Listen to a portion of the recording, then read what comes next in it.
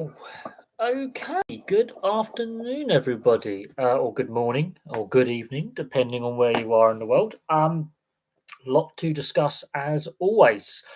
Obviously, some of the big news is obviously surrounding this Rugby 360 potential competition we could see start next year.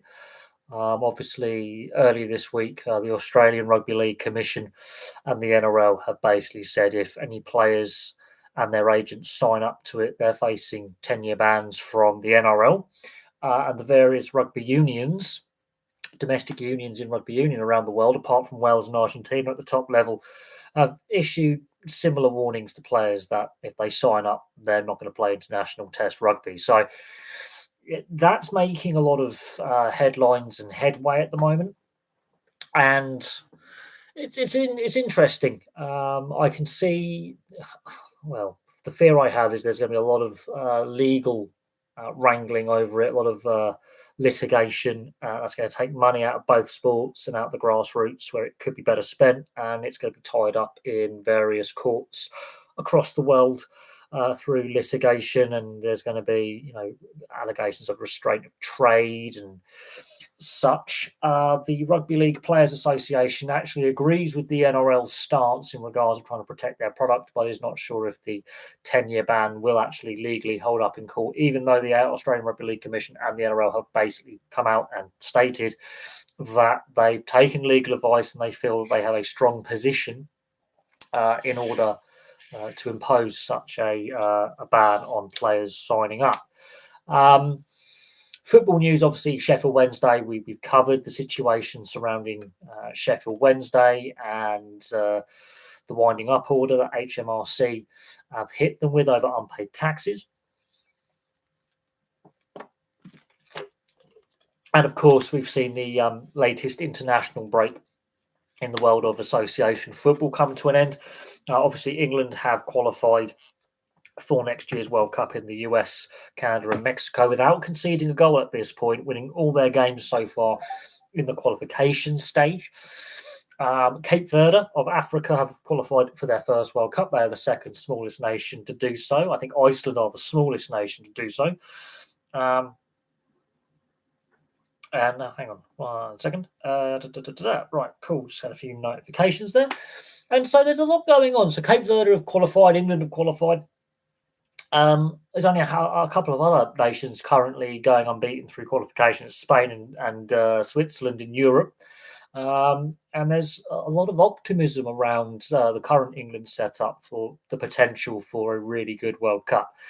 Now, Wales and Scotland are still in with a chance of making it to the World Cup next year, although it's looking more and more likely that will have to be via the playoff structure through the UEFA qualifying section.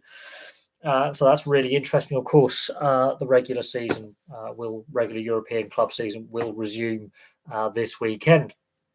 UEFA have brought in, and FIFA brought in, a working group to look at the amount of international breaks and potential changes to qualification going forward following this qualification cycle. And there's various ideas being put forward. The next batch of international breaks, there's going to be less in the next qualification cycle from what we currently have. They're going to reduce it from 5, I think, to 3. So that'll be interesting to see how that impacts the club season in the Northern Hemisphere, especially in Europe. But that's going on. So that's going to be really interesting what the working group comes up with in regards to the qualification process. Personally, I wouldn't mind seeing like a summer qualification tournament the year in between a World Cup and a Euros. I think that would work perfectly fine. It would mimic being in a tournament environment for the players, being in a tournament camp, so to speak, with a short, sharp qualification tournament in the off season. I think that would reduce the number of international breaks, would actually extend the off season itself, which at the moment players and fans and coaches are saying is not long enough. with the fixture congestion and the amount of games players are now required to play, both for club and country, in various competitions. Also, since the last live stream, we've now seen UEFA have sanctioned 2 regular season games to take place overseas this season. Of course, the first one will take place, fingers crossed, weather permitting, according to La Liga, in a sense, on December the 21st in Miami. Of course, it's the height of hurricane season. And there is actually a hurricane developing uh, over the Caribbean right now that could impact southern Florida. So um, now that's been given the go-ahead by UEFA. They've also sanctioned AC Milan versus Como in February to take place in Australia and Perth. And this is at the height of the Winter Olympics. Now, this does actually open Pandora's box for other leagues across Europe to do the same thing. There's already been a lot of pushback from fan groups about both these games being taken overseas at this time. So that's very, very interesting to note that. And that's something I think it needs to be noted. I think UEFA have been weak there. I think they should have dug their heels in. I really do. But the fact that La Liga basically gave the go ahead for this game to go ahead. Considering the last time there was a lot of challenges about Barcelona trying to take a game outside of Spain to the US, there was the threat of player strikes. So that's happened obviously since the last live stream. Is that UEFA have now sanctioned these 2 games to go ahead later on this season.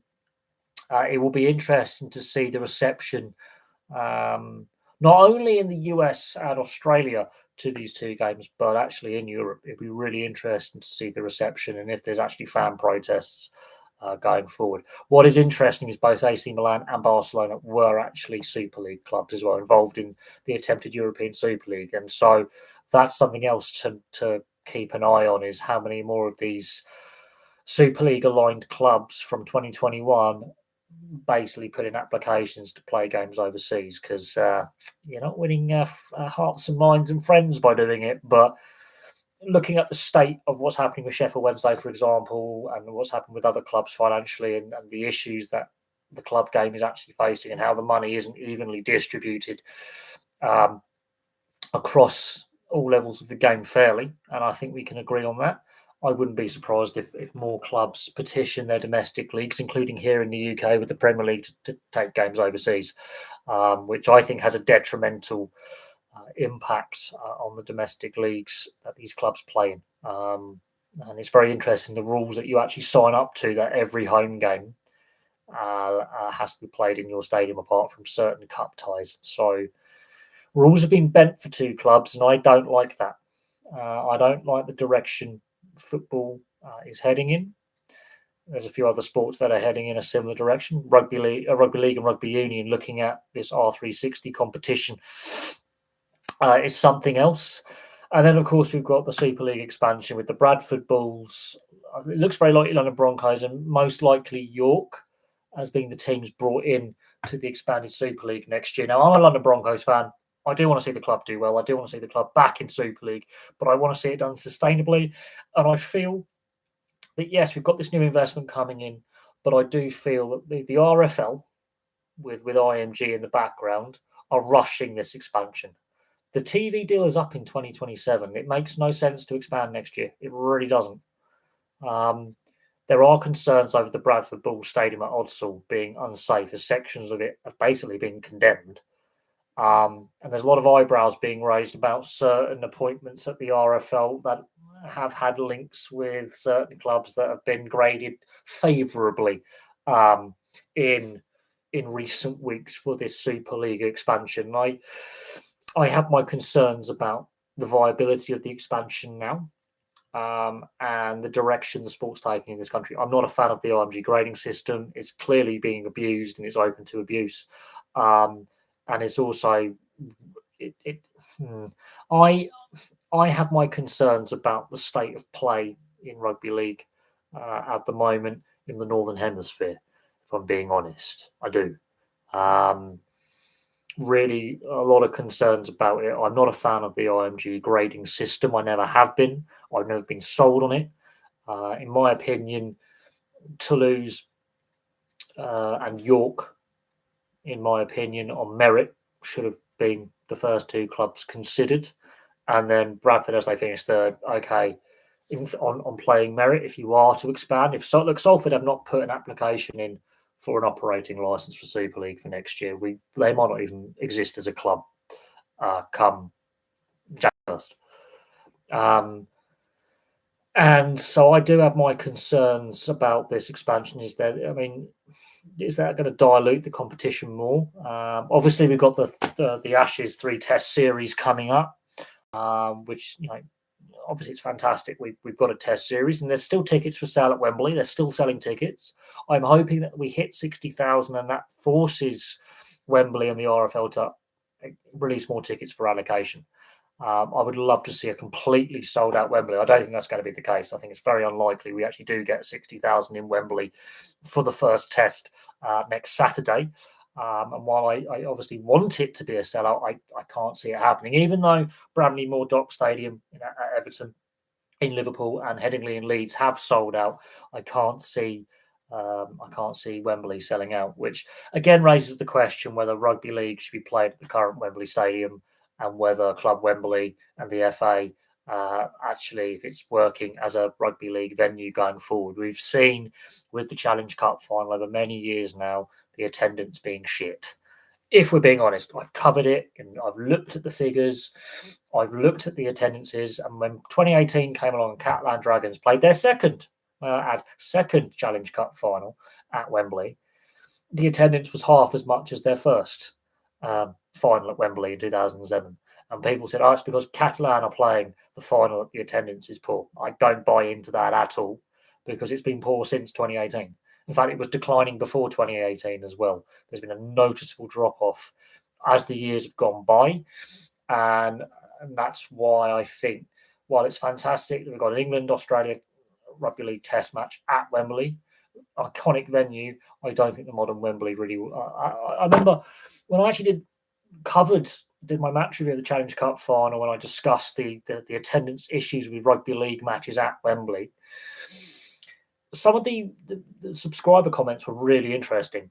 Like there were some fans who actually went to the game, who left comments on some of the videos I did saying the Wembley and the FA, who own Wembley Club, they don't get rugby league fans. There was a lot of people critical of the stadium operators, basically, not the game itself. And obviously Hull KR won this year, and not about the teams playing and the fans that went, but they were very, very critical of Wembley itself and just the general feel about the place. But it's not just rugby league where there's criticism thrown at Wembley. You look at the FA Cup, for example, as well. Great Britain men's basketball, yes, they have been suspended. And I've saw that news. The women's team isn't impacted; it's the men's team only. But it is worrying that a governing body is fouled up, done that badly, that they're now barred from international. It should not be happening. There are questions that have been now put before. I think it's the culture, media, and is it culture secretary that covers the department, because the sports minister comes under the culture. Is a junior minister, is the culture minister.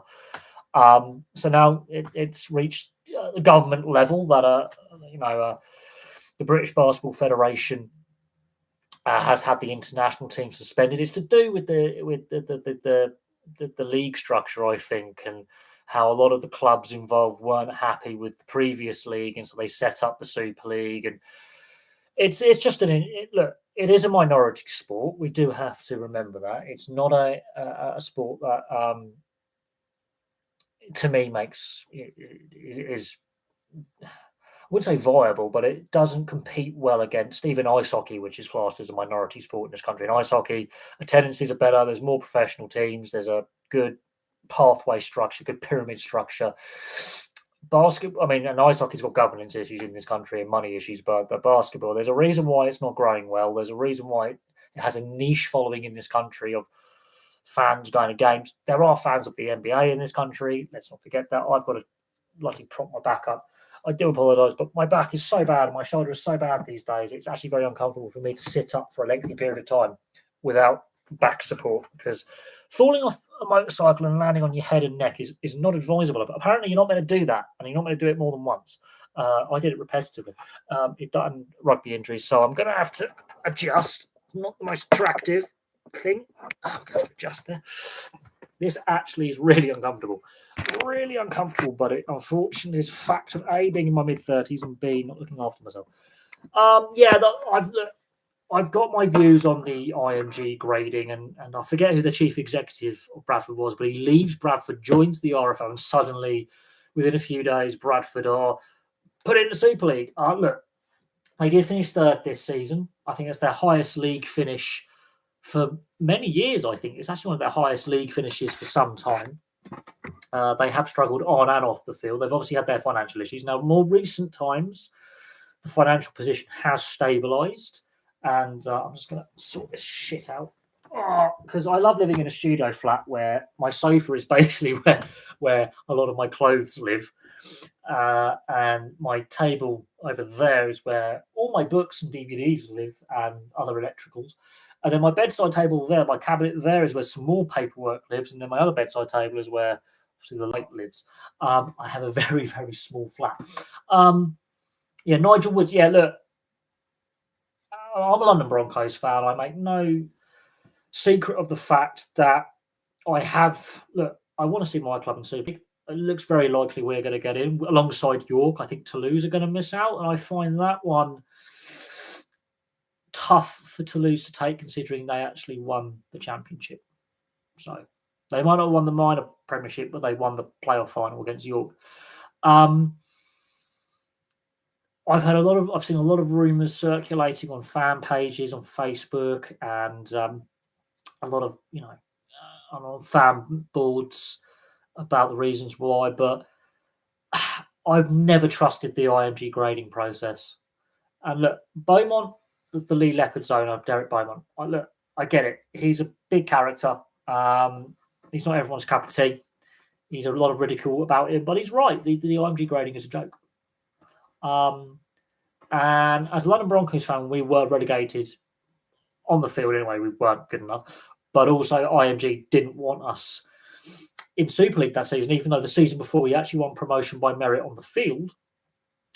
Yeah, okay, we finished bottom of the Super League anyway, so we were going to get... But Hull FC didn't try that season, whereas London Broncos did. And that's something I just couldn't understand, is that Hull FC knew that regardless of where they finished, unless they finished actually bottom, they were going to stay up.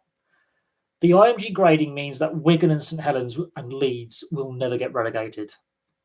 They could have the worst season on record and finish in the bottom three, and they would never get relegated under IMG grading.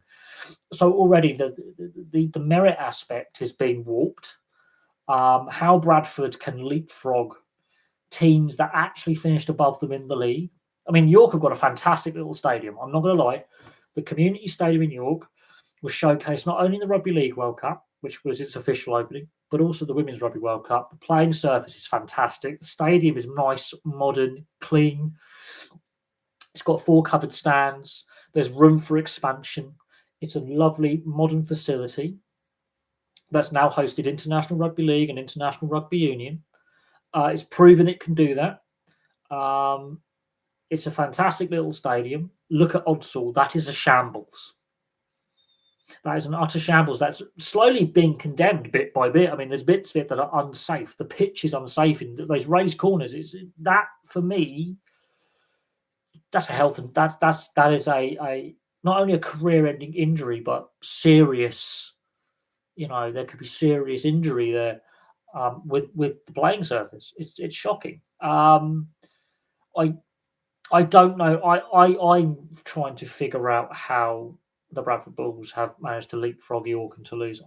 Toulouse are the most recent in the Super League. London Broncos second most recent in Super League, right? Or is London Broncos most recent Super League, Toulouse second most recent in Super League out of the clubs in the Championship.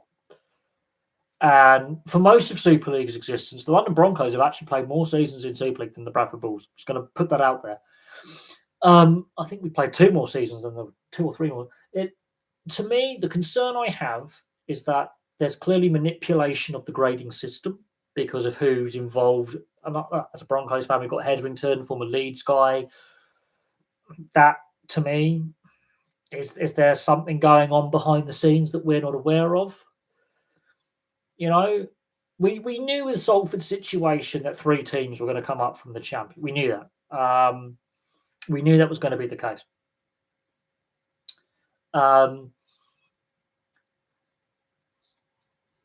The fact that the Championship and League One are going to merge together next year, that's going to be interesting how they fixture games with the amount of teams that are going to be playing. Even though you've just taken three teams out, we don't know what's We don't know what's happening with Salford, whether they're going to be able to form a team next year. They might possibly cease to exist. I've made no secret of the fact, and I will stress this, that I am not a fan of the grading system. I have made no secret of the fact that I am concerned about expansion being rushed, and that, I mean, look, November 1st is when more players could potentially become available when their contracts are up. And there are rules in place to stop negotiations between clubs and certain players if they're under contract for the next 12 months. And there are options for early release clauses in contracts. But the fact that we're only now finding out about what teams are going to be announced next year, it hasn't left a lot of time for teams to prep. Let's be honest. Hasn't left a lot of time for teams to get their signings in and make sure their squads are ready. Now, I think London Broncos made a statement with Regan Campbell-Gillard being signed up. I think there was a few other pretty well-known NRL players that have signed up for the Broncos, and Jason Demetriou being appointed the new head coach. That they made no secret of their intent with the NRL. And Campbell-Gillard is not a bad player. He's not been playing well for a couple of seasons, but he's an origin level player. Demetriou obviously has coached the Bunnies. Admittedly, obviously towards the end, I think there's a lot of off-field issues that did for him at South Sydney. I don't think it's actually all on Jason Demetriou. I think there's a lot of big personalities at that club, and there's a lot of dysfunction at the South Sydney Rabbitohs. But they made no secret of their intention. As soon as Darren Lockyer and his investment side of things came in, and he came in as a stakeholder, you knew they were going to be in. Now, I'm a Broncos fan. I want to see them in Super League. I want to see them to do well. You know, the best they've done is finish second overall, and they obviously did make a Challenge Cup final. I would really love to see London Broncos, do something like the Leeds Leopards did, winning Challenge Cup in their first season back. I would love something like that to happen. There are a lot of fans from the M62 traditional clubs, as we call it, the M62 corridor, who don't think London should exist, let alone rugby league fans. South of Wakefield, for example, should exist, or Warrington. We do. There's quite a few of us. But even the RFL have admitted they've not, over the years, they have admitted that there's too much self-interest and protectionism of the M62 traditional market, and they haven't been wise enough to try and grow the game in the Midlands and the South. I think they've made the RFL made mistakes with the Toronto Wolfpack, and I feel sorry for Cornwall. They gave it a go, and they were starting to show improvement, and then they've gone tits up. But they were two expansion locations that were never going to work, ever. I mean, admittedly though, the Cornish fans did turn up. They were supporting the club. They started to improve. They were winning games, and then the plugs pulled, and it all goes horribly wrong.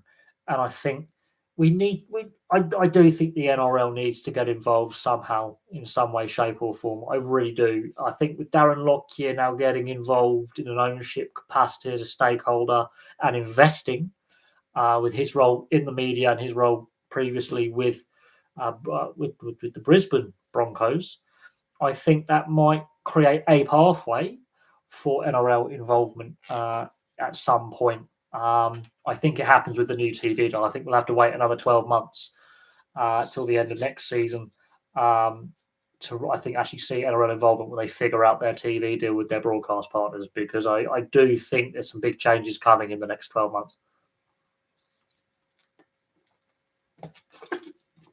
Now, as an NRL fan, I use the Watch NRL website, and I'm happy to pay the yearly subscription.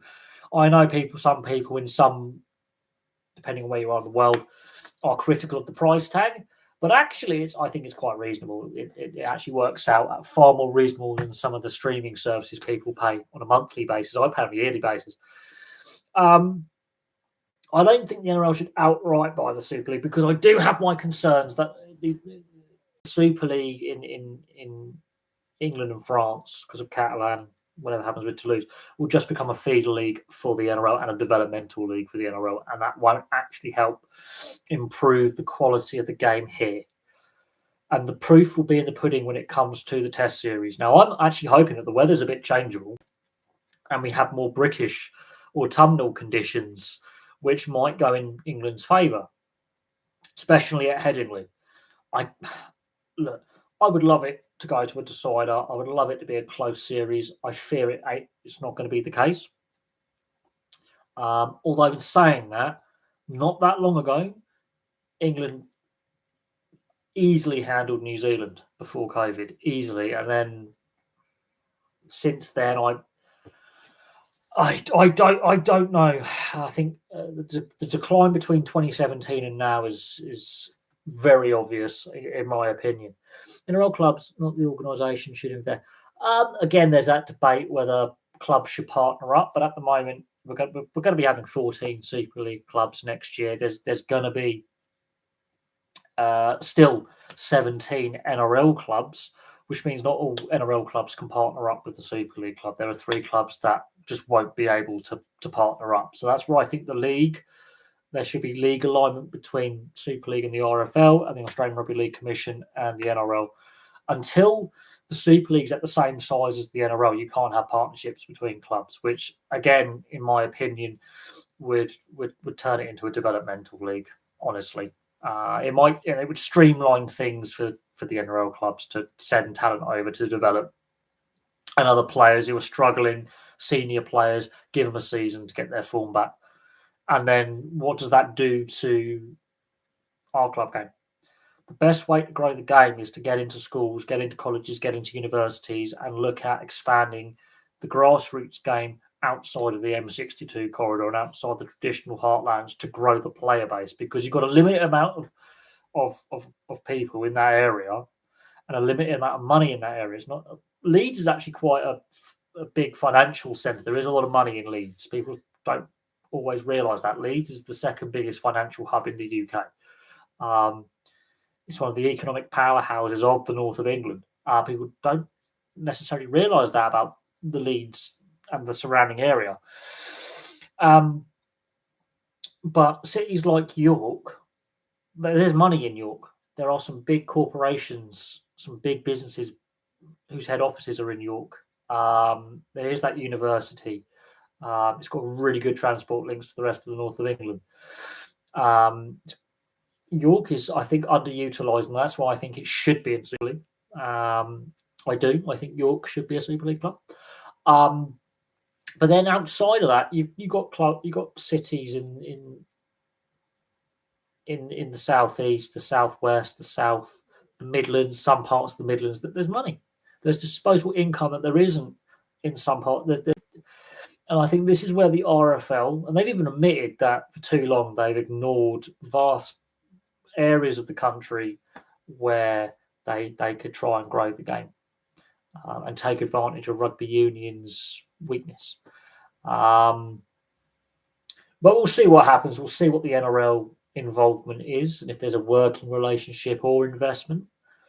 There is no doubt the NRL is going from strength to strength. But again, fans in Australia, a lot of fans in Australia are divided over should the NRL become involved with the Super League. There is, and there has been for some time, since the idea first popped up, that there is a divide within rugby league fandom and the rugby league media down under in regards to the NRL investing or buying Super League. I think Super League needs a complete rebrand. I think the RFL are not doing a good job governing the sport. I think we can all agree on that. I think there's no hiding away from the fact that the RFL has not done a good job in regards to governance. I think the partnership with IMG has not worked as intended.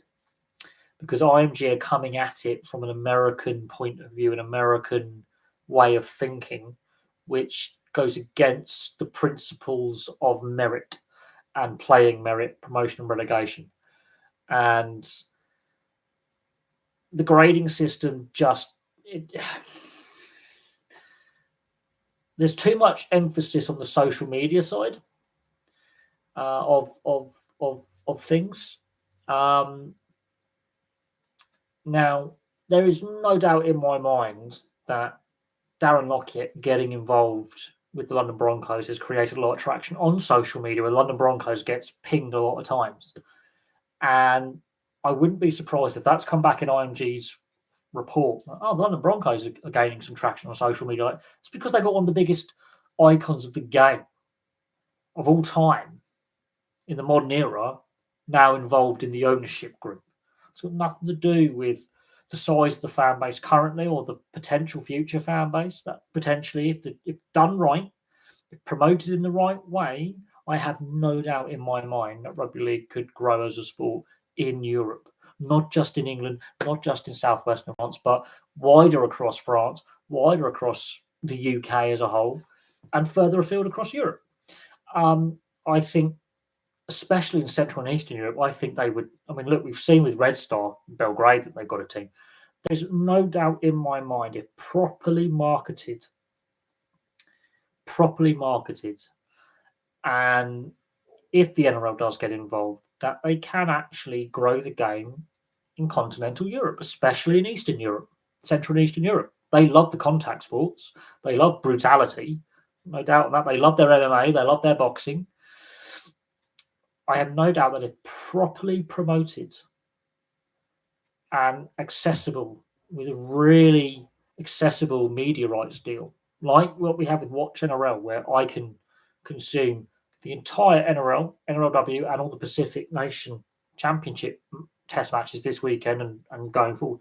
I can watch all of them, plus all the. If they did something like that and made it accessible globally, but also promoted it, and these highlight packages that we've seen on YouTube, for example, the amount of reaction YouTubers, especially from North America, from Canada and the US, who've just suddenly started paying attention to the NRL and Super League in recent years. We did see with the Wolfpack that actually they did actually get a fair bit of interest in the Toronto metro area for rugby league. Now, the RFL balls that up and completely mishandled the whole situation. And the ownership was shocking. But it does show that there is the potential there. Now, we will see. I do think what hurts rugby league is the really poor officiating. I think we can all agree the officiating is a shambles.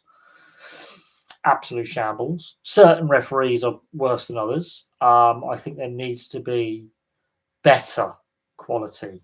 And it's not just a Super League thing. That's also the NRL. There's a fair few referees in the NRL and the feeder, the state comps and the women's who are also equally shocking. I think the standard of refereeing, look, some weekends it's brilliant. Okay, some weekends absolutely fantastic. Barely mention the referee in the post-match, conversation. But then Ashley Klein, I mean, God, the State of Origin, the finals series he had this year.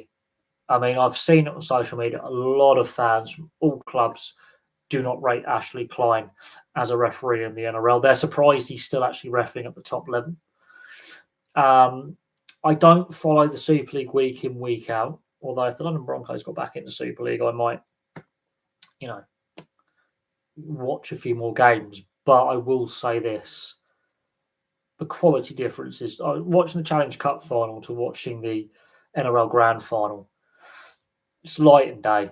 It is light and day, the difference in quality there. The pace, the physicality, the skill level, it really is light and day.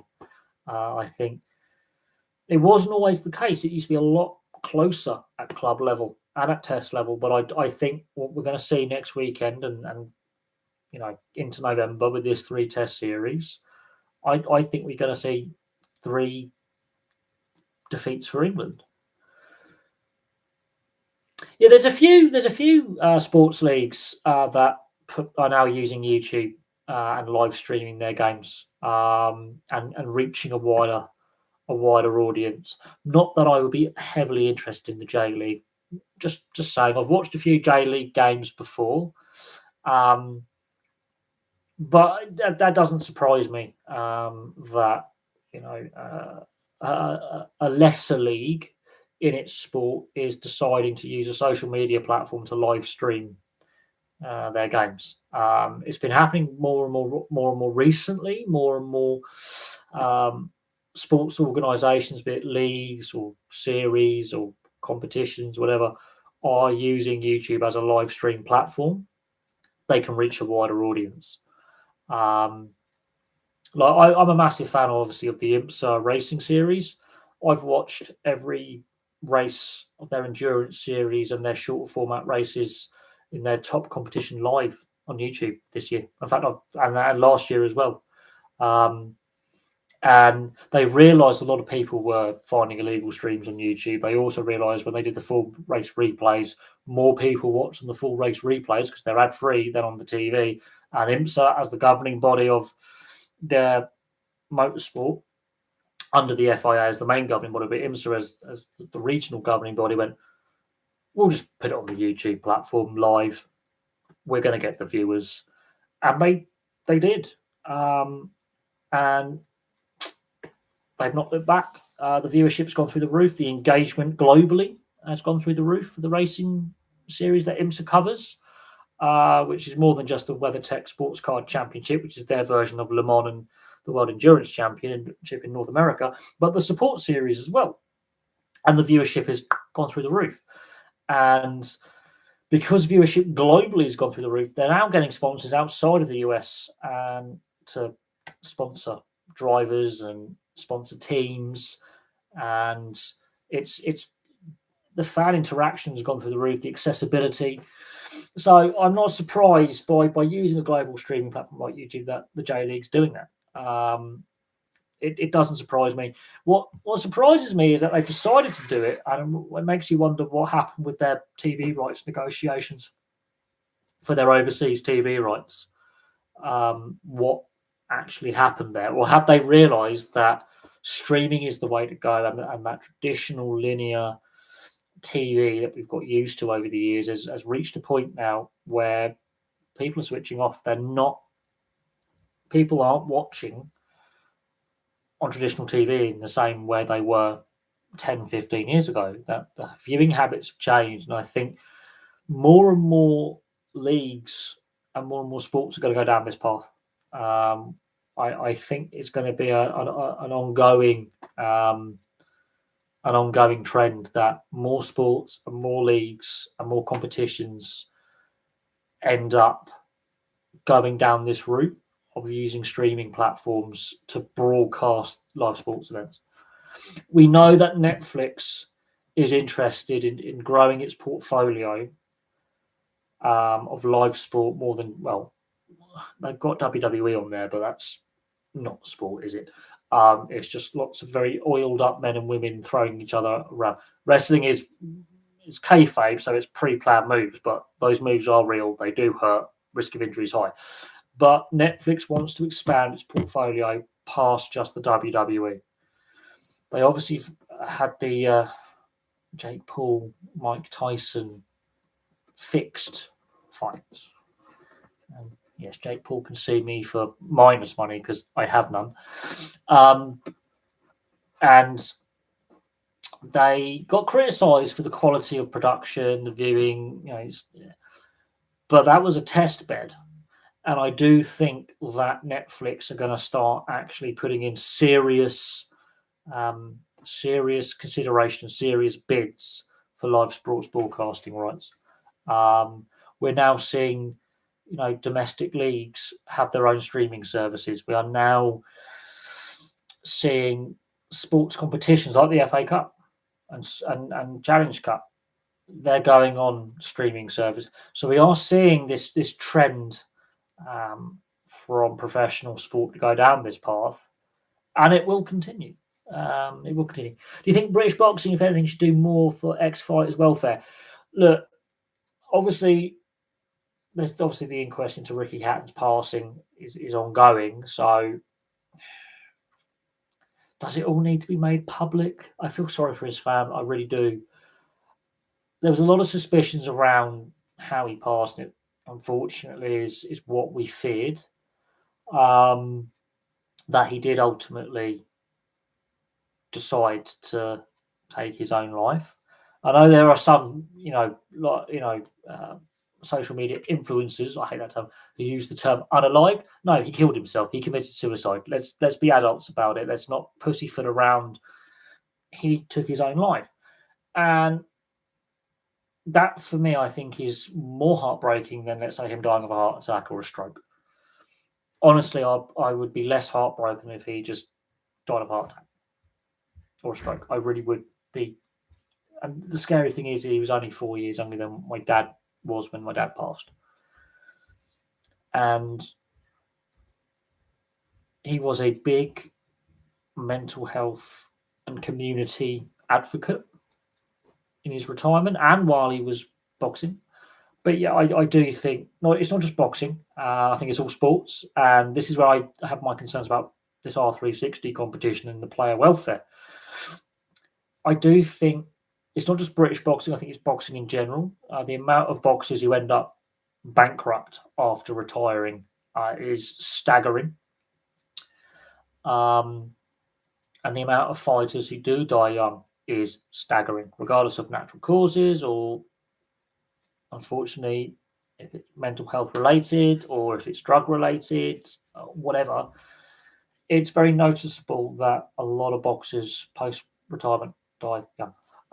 They had Canelo Alvarez versus Terence Crawford fight a couple of weeks. They did, and I didn't care. Didn't care for it. I'm not a boxing fan anymore. For me, the sport has now become a complete and utter circus. It's lost all credibility with these Sai and Jake Paul and some of the other morons doing these fixed fights, and they are fixed fights. Let's not kid ourselves.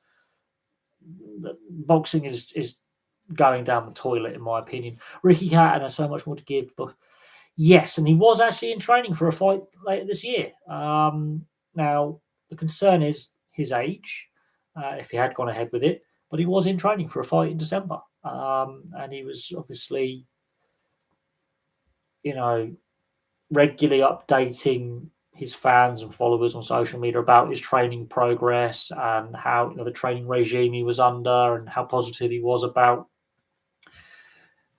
But at the same time, he's obviously died tragically young, and this is a repeat thing. And it's not just a boxing thing; it's across professional sport. Obviously, Gary Speed being the football one that one of the big football ones. I forget the name of the German Enker. I think his name was the German goalkeeper who took his life a few years back as well. So this is not just a boxing problem. I do think the post-playing welfare or the post-professional sports welfare. It doesn't matter if it's boxing or football, rugby league or rugby union, because some rugby league players. What's his name? His son was on James Graham's podcast, and he was a great player. He's a Cronulla legend, and I've just forgotten his name. Ryan Tanner, he got involved with match fixing, and that ultimately contributed to his untimely passing. But I'm Rogers.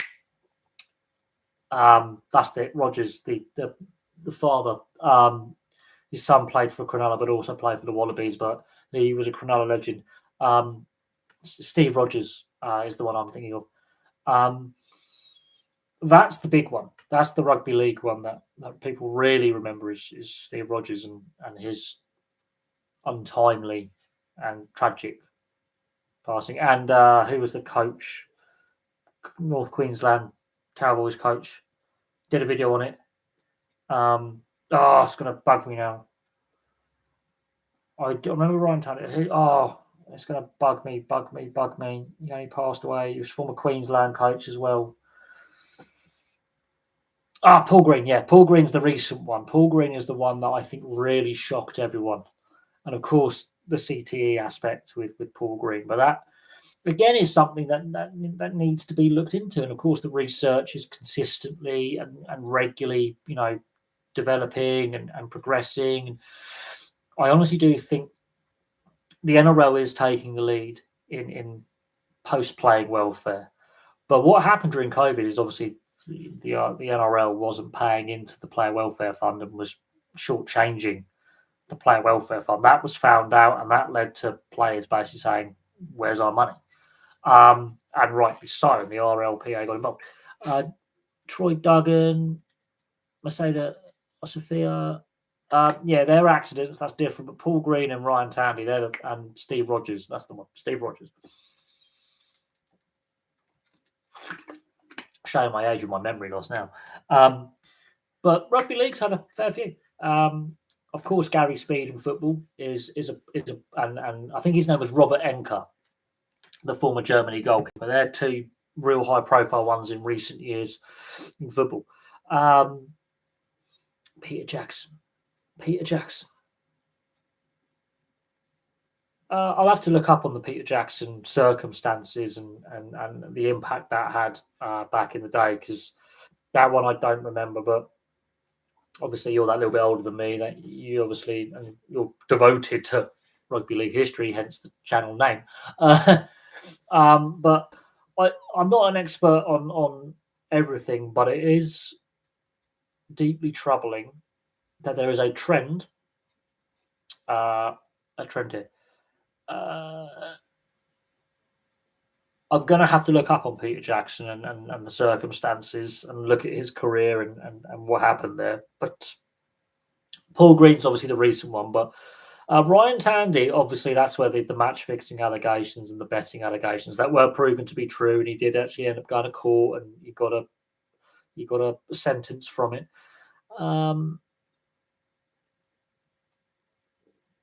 Wow, that would have been early 90s, late 80s, early 90s. So I would have been very young at the time, which is probably why I don't remember it. The Ryan Tandy one, I do seem to remember back in the early 2010s. I think it was about 2013. Ryan Tandy, it did make some headlines over here, and the court case and the match fixing allegations, and I think that's something else we could discuss later on. But it is a worrying. But you also have to remember, I think some sports have come a long way in what I call post-playing welfare. Some sports have come a long, long way in making sure that their former players or former athletes are looked after. I from your look, I gather you're not a fan of the Melbourne Storm. Honestly, I'm not a massive fan of the Melbourne Storm, but I wouldn't cast shade on some of the players there. I think that's a culture thing at the top, and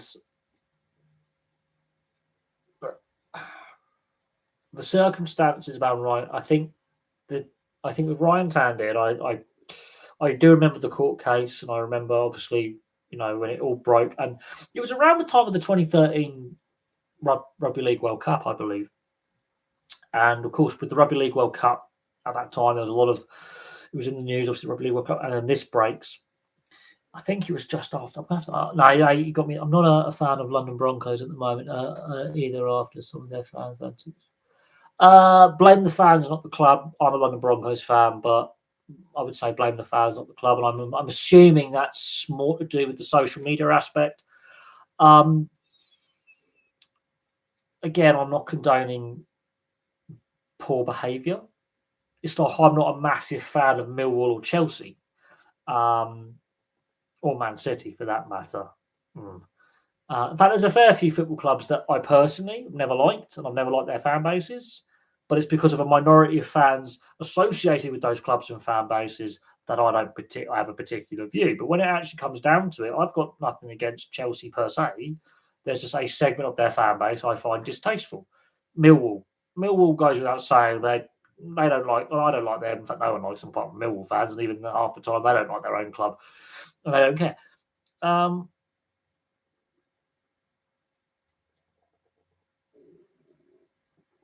I think with the fact that Salford have not put in an application to um, enter, and with reports that I've seen circulating actually in the media that have sort of been leaked, and there's no smoke without fire, saying that Bradford are in, London are in, and now it's a shootout between York and Toulouse, and it looks very likely that York are in and Toulouse are going to miss out. Um, that's what I'm sort of getting a feeling about. Um, I think as soon as you know Hetherington and oh God, Darren Lockyer. I'm really having a day down on. As soon as Darren Lockyer got involved and they signed Regan Campbell Gillard and there was another NRL pretty high profile NRL player they signed. But as soon as they got Jason Demetrius coach and Campbell Gillard, as soon as they started making those signings and Lockyer got involved, you knew what the outcome was going to be. Now, as a London Broncos fan, I have more concerns about it being sustainable for us as a club. That was before Lockyer got involved, but I've also got concerns about the expansion process, the lack of transparency about the process, and how rushed and chaotic the process has been. Not just for my club, but every club involved. Considering the TV deal, if they waited one more year, the TV deal would have made more sense because you're going to have more money coming into games. And now every club involved in Super League next year is going to have to share less money between themselves. As in, the money's going to stay the same, but each club gets a lesser share. You get what I'm getting at? I really have concerns about the viability of a lot of clubs. We know Leeds, Wigan, and St Helens have all posted losses. The three biggest clubs in the game posting losses. What does that say about the viability? The TV deal as it currently stands is shocking. I'm glad there's games on the BBC. I'm not knocking the BBC for their coverage. It could be better. Not knocking it. Obviously, Channel 4's involvement in previous seasons was good. Not great online though. If you try to watch, on 4ID, it was shocking then. Shocking now. So I've got nothing against the free-to-air broadcasters. Fair play to them for getting involved. Sky, if they want to turn the taps off, they kill the game dead. They kill the game dead. I will say this. The crowds at the Broncos have been pretty steady and people knock them. But actually, they were pretty decent the last time they were in Super League. I think now playing at Plough Lane is the right decision. They've got a decent stadium agreement. It's a very good agreement with AFC Wimbledon. It works for both parties. I can't see AFC Wimbledon wanting to end that agreement, despite what the current investors say. I think it's an agreement that actually works really well. It's the right size stadium for the fan base. It's a modern stadium. It's up to standard. It's an all-seater. It's got all covered stands. It's in a good transport location, so you're not actually a million miles away from central London. You're on the underground with Wimbledon as well. So if you've got fans coming into Victoria Bus Station, which is a major location for all the bus routes, cross-country coaches, you're in a great location there. You're not too far from central London. So if you are an away fan and you want to make a weekend of it in London with the wife and kids, because rugby league is not as expensive as association football to go to, you can go to London, all the home counties, and then catch the game, go home. You can make a weekend of it. That's a weekend you book off work, and you make a weekend of it with the wife and kids, for example. Have a weekend in London or the South East, visit some tourist spots, and then take a game in. So people are surprised. There's more than just London in the South East. There are some very lovely tourist places to go. There's some things off the beaten track. There's some great pub grub around. I'm trying to sell the part of the country I live in. We're not all wealthy. We're not all toffs, and we're not all softies. There's some pretty rough estates where I live, and some hard bastards where I live. And there's also some good pub grub. So, and James May's pub's not that far away. It's in Wiltshire, but it's not that far away. You can go see James May's pub, which is really nice, by the way. What's going on? No, I don't want to get 100 from Galaxy. So, yeah, no, that 5,000's fine. It's more than Huddersfield get. And I'm being honest, Huddersfield Stadium is much bigger. They're thinking about leaving that. I find that is suicide for Huddersfield leaving that stadium. What is basically John Smith's. Um, Huddersfield, they can't even fill a stand at that stadium. At least at Plough Lane, which has got a much smaller capacity, which is much more suited to both AFC Wimbledon and London Broncos. You can 5,000. There's not that many empty seats. Huddersfield Stadium, 5,000. That's 3 empty stands, and that you can't hide that on. So I fear for Huddersfield's future. I do. The Huddersfield Giants, I fear for their future. Birthplace of the sport, feel for their future. I really am concerned. Um, yeah, no, I think York, I think, are in. I think it's Toulouse that Sky Sports don't want because they don't bring away fans, and I don't like that. There's a lot of resistance from a lot of traditional fans about Catalan being involved. And look, you don't. I I think some of the gatekeeper fans are part of the problem. I think there's too much self-interest with the owners, and I definitely do not agree with the IMG grading because it's open to manipulation. And as we've seen with Bradford, somehow getting ranked 10th, which I think is farcical, with their stadium and their financial history, although it's only over the last 3 years, apparently, that they actually care about. Honestly, I really do mean that. Yeah. Mm, I don't know. Yeah, Huddersfield are going to be sharing the Shay with Halifax, which that's an interesting move. They're actually leaving Huddersfield to go to Halifax to play. I really don't. The ownership at Huddersfield have really just they. I don't understand what's going on there, but the fans have switched off. Huddersfield fans have switched off. They're staying away for a reason.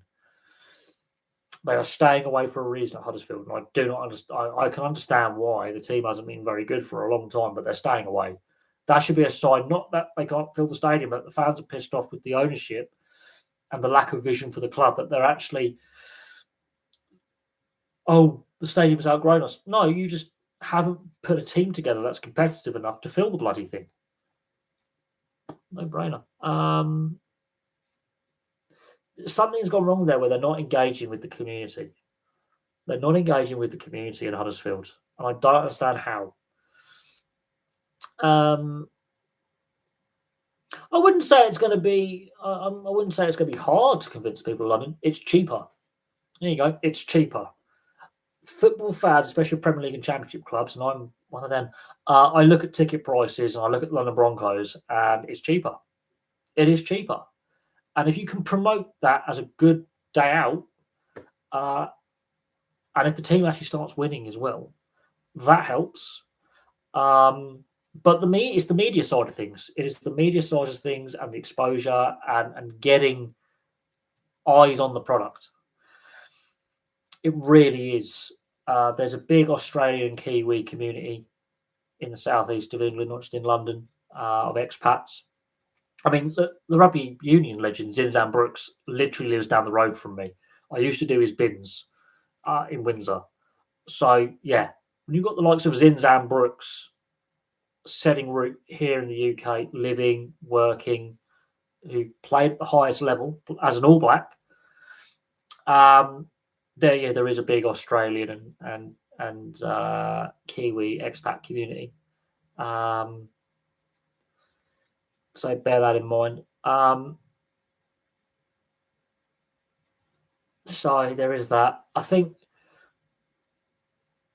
I do think, given the right promotion, especially on the ticket price and the merchandise price, that I think will at a time like this, looking at some of the prices in the Premier League and the Championship of football clubs in London, that could entice a couple of people to go to a game.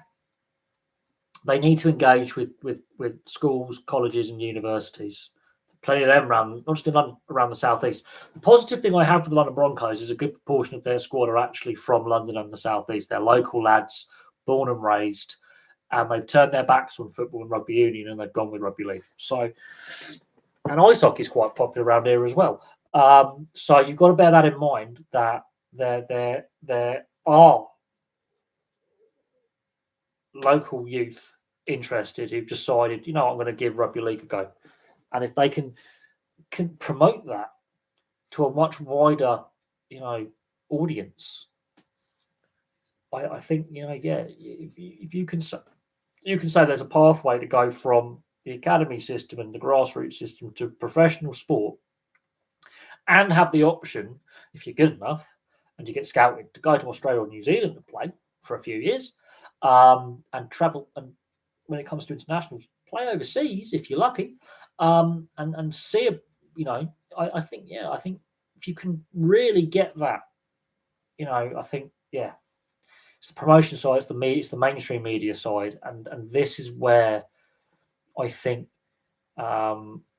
rugby league in the UK and France is being, how RFL commercial can pat themselves on the back with the media deal that they've signed with Sky and BBC for less money than the previous deal with Sky and Channel 4 for every single game live. Yeah, it's worth less money. For me, it's a joke. And the media deal was halved in value in the last, is it 5-6 years or something? Since before COVID, it's halved in value.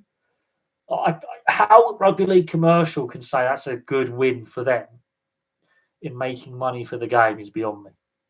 Really is. I understand things are cutthroat at the moment and money's tight.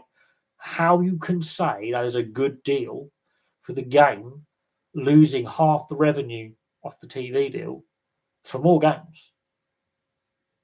Whoever's in charge of rugby league, whoever signed off on that, sack them. Sack a lot of them personally, but sack them.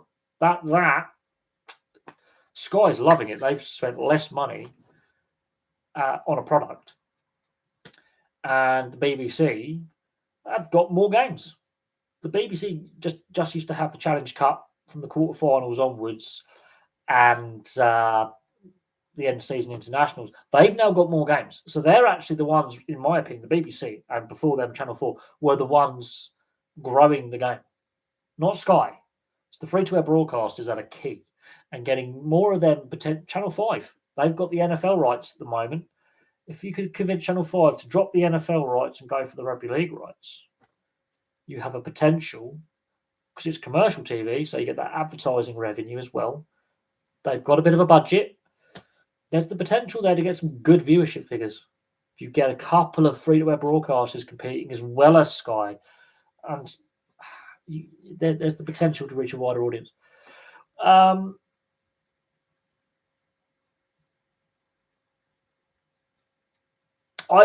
think the rebrand was unnecessary, Woodley. I think just getting the backing and spending some money, putting a good team together and winning. If it was the Lee Centurions, I think that would have been fine. The rebrand itself created interest. It created interest on social media. And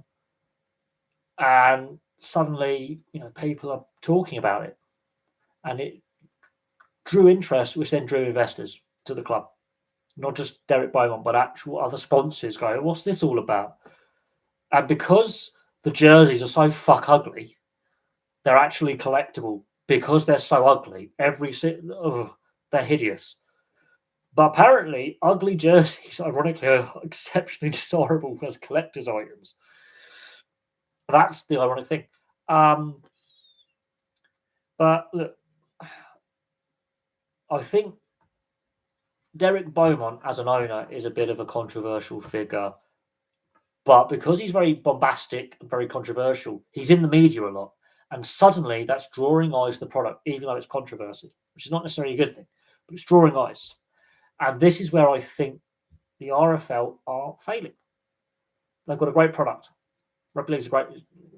Two best sports in the world, ice hockey, rugby league. Right? Two best sports in the world. My opinion. And in this country, both are abysmally promoted. The NHL ain't promoted great either with their blackouts, regional blackouts, which are a bugbear for a lot of fans in Canada and the US, and their international. I mean, I could try and get NHL TV, but apparently it's a pain in the arse to get out of the contract, and there's no way I'm watching every single NHL game plus every single NRL game, which I didn't do this season. First season in a while, I decided, you know what, the last few weeks of the season, I know he's going to make the top 8. I know he's going to miss out. I didn't even watch a lot of the finals games either. I just got too much. I got fatigue. this summer's been absolutely exhausting with the fact it's been so hot for so long. Physically drained, and I just ran out of steam this summer a little bit.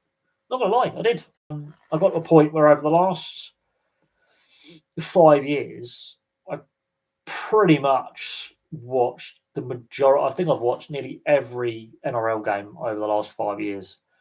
And this year, I was just like, you know what? I need a break. I need a break. It just got to the point where I've watched this constantly for 5 years. I'm just gonna watch the grand final this year. As soon as it got the last 3-4 weeks of the season, I was actually happy the Women's Rugby World Cup was on. I thought I need a break from rugby league just a little bit because the Ashes series at the end of the season. I need a break, bosh, and I was kind of like relieved when I got back into watching both grand finals. Like, this is better. I've had a break. Back in, it's better. Because I was getting a little bit of fatigue, a little bit. I do think, we'll see what expansion does to the NRL and what the TV deal does. And they would not have had the players to sign for them. And crowd would like, yeah, winning help. Winning does help. Winning does help, but at the same time, it does help when you've got a bombastic, controversial owner who's a bit mental. Derek Beaumont he's a character, and I think when you've got an owner like that, it then, at the age of social media, it creates interest, creates a discussion, not just in rugby league fan circles, but in sports fandom, and then that word of mouth spreads, and then rest is history. The Sheffield Wednesday situation. I mean, look, I'm surprised it's taken this long for HM Revenue and Customs to end up with a winding up order. I'm surprised it's dragged on for this long. EFL questions. We need to ask a lot of questions about that. No, their arena's too small. Leeds Knights, their rink's too small. Well, I would say it's not too small. There are smaller ones, but would it be financially sustainable for them?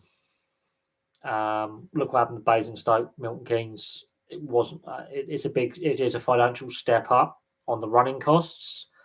Now, look, as I said, look, Leeds is a city that ironically there's a big financial sector. A lot of it's not just London. Leeds is the second financial sector of the country. So there's a lot of international and more local financial institutions, companies that are based in Leeds. There's money in Leeds. And it would be interesting if you could have a rugby league team in the top flight, a football team in the top flight, an ice hockey team in the top flight. It's just what happened to rugby union with what was Leeds, which is now Yorkshire Carnegie. If you could get all four of the major teams, and cricket obviously with Headingley as well, it's five with Yorkshire. If you could get the five major team sports in this country in Leeds in the top flight, I think that would be something that I don't think has ever happened before.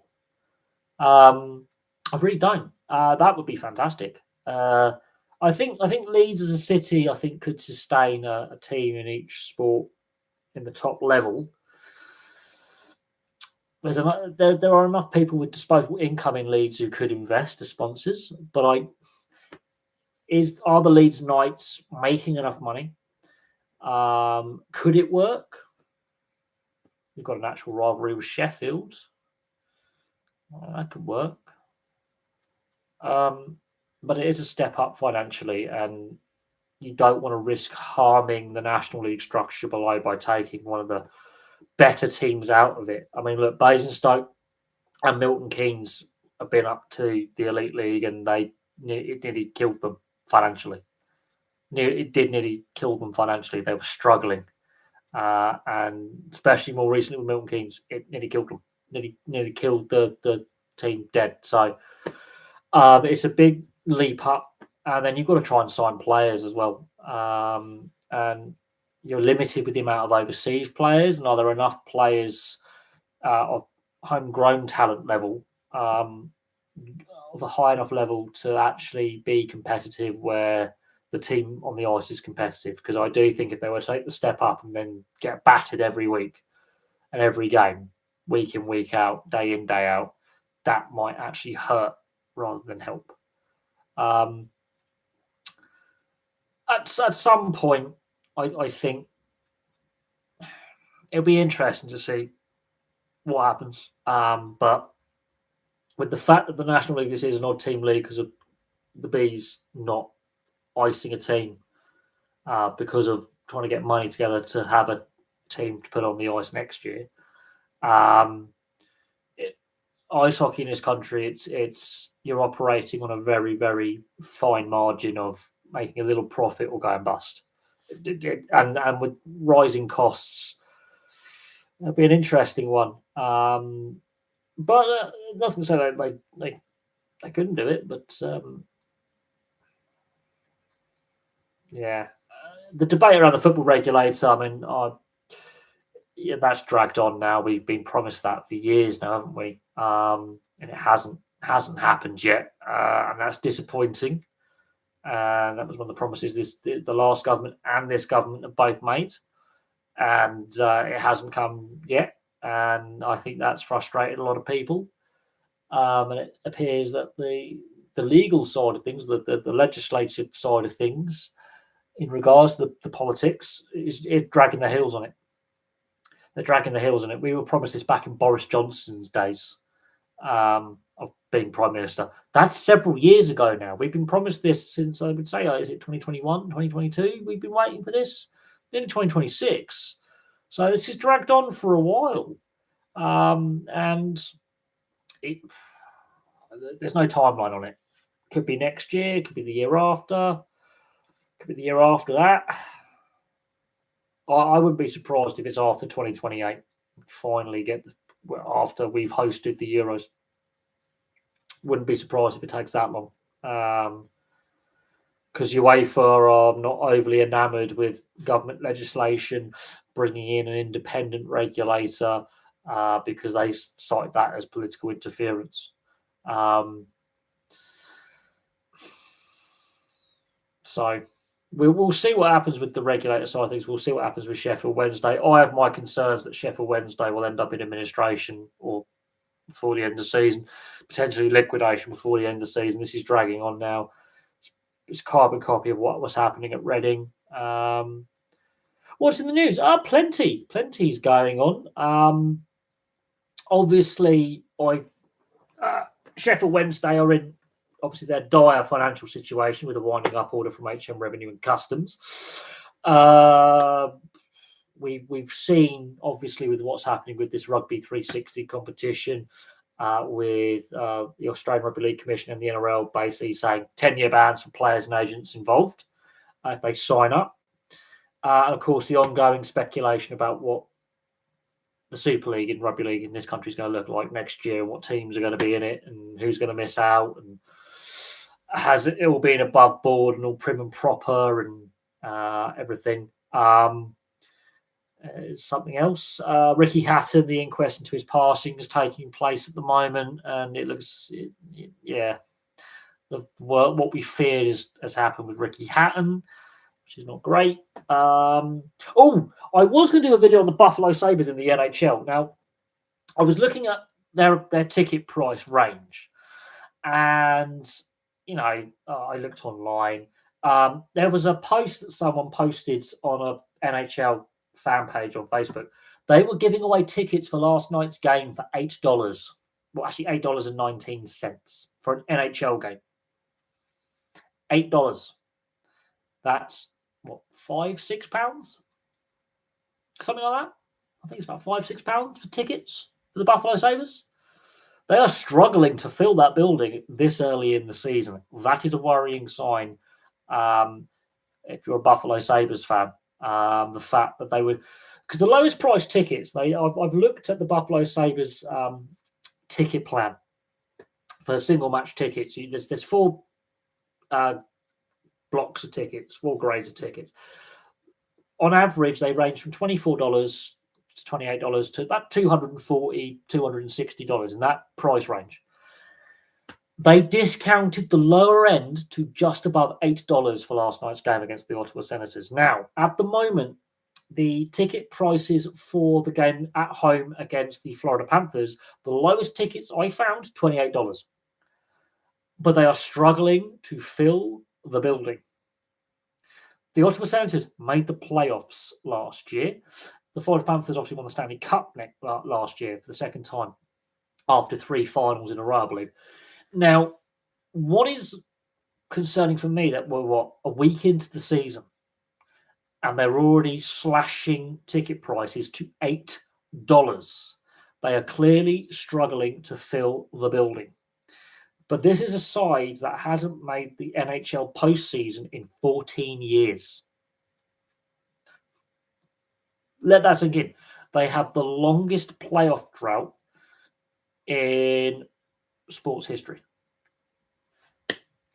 For those leagues that have a final series or a playoff postseason series, they have the longest active drought that makes the West Tigers look good in history. And the way they've started this season, the team on the ice is struggling, but they can't fill the building, and that is a problem. An average attendance has actually started to drop off with the Buffalo Sabres at KeyBank Arena. It's a noticeable trend.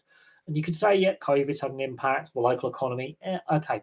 A lot of their fans actually are from Southern Ontario, and they just hop across the Niagara. And the catchment area for the Buffalo Sabres is not only upstate New York, parts of Pennsylvania, parts of New Hampshire into Ontario. That's their catchment area. They've got a very big catchment area. And well, the New York Jets, no. The Buffalo Sabres has the longest active postseason playoff drought going. Longer than the New York Jets and longer than the West Tigers in Australia. They have the longest active postseason drought. And I think it's also record-setting as well at this point. So the team on the ice is struggling. There's fans are staying away, and I believe average attendance has been down for the last couple of years.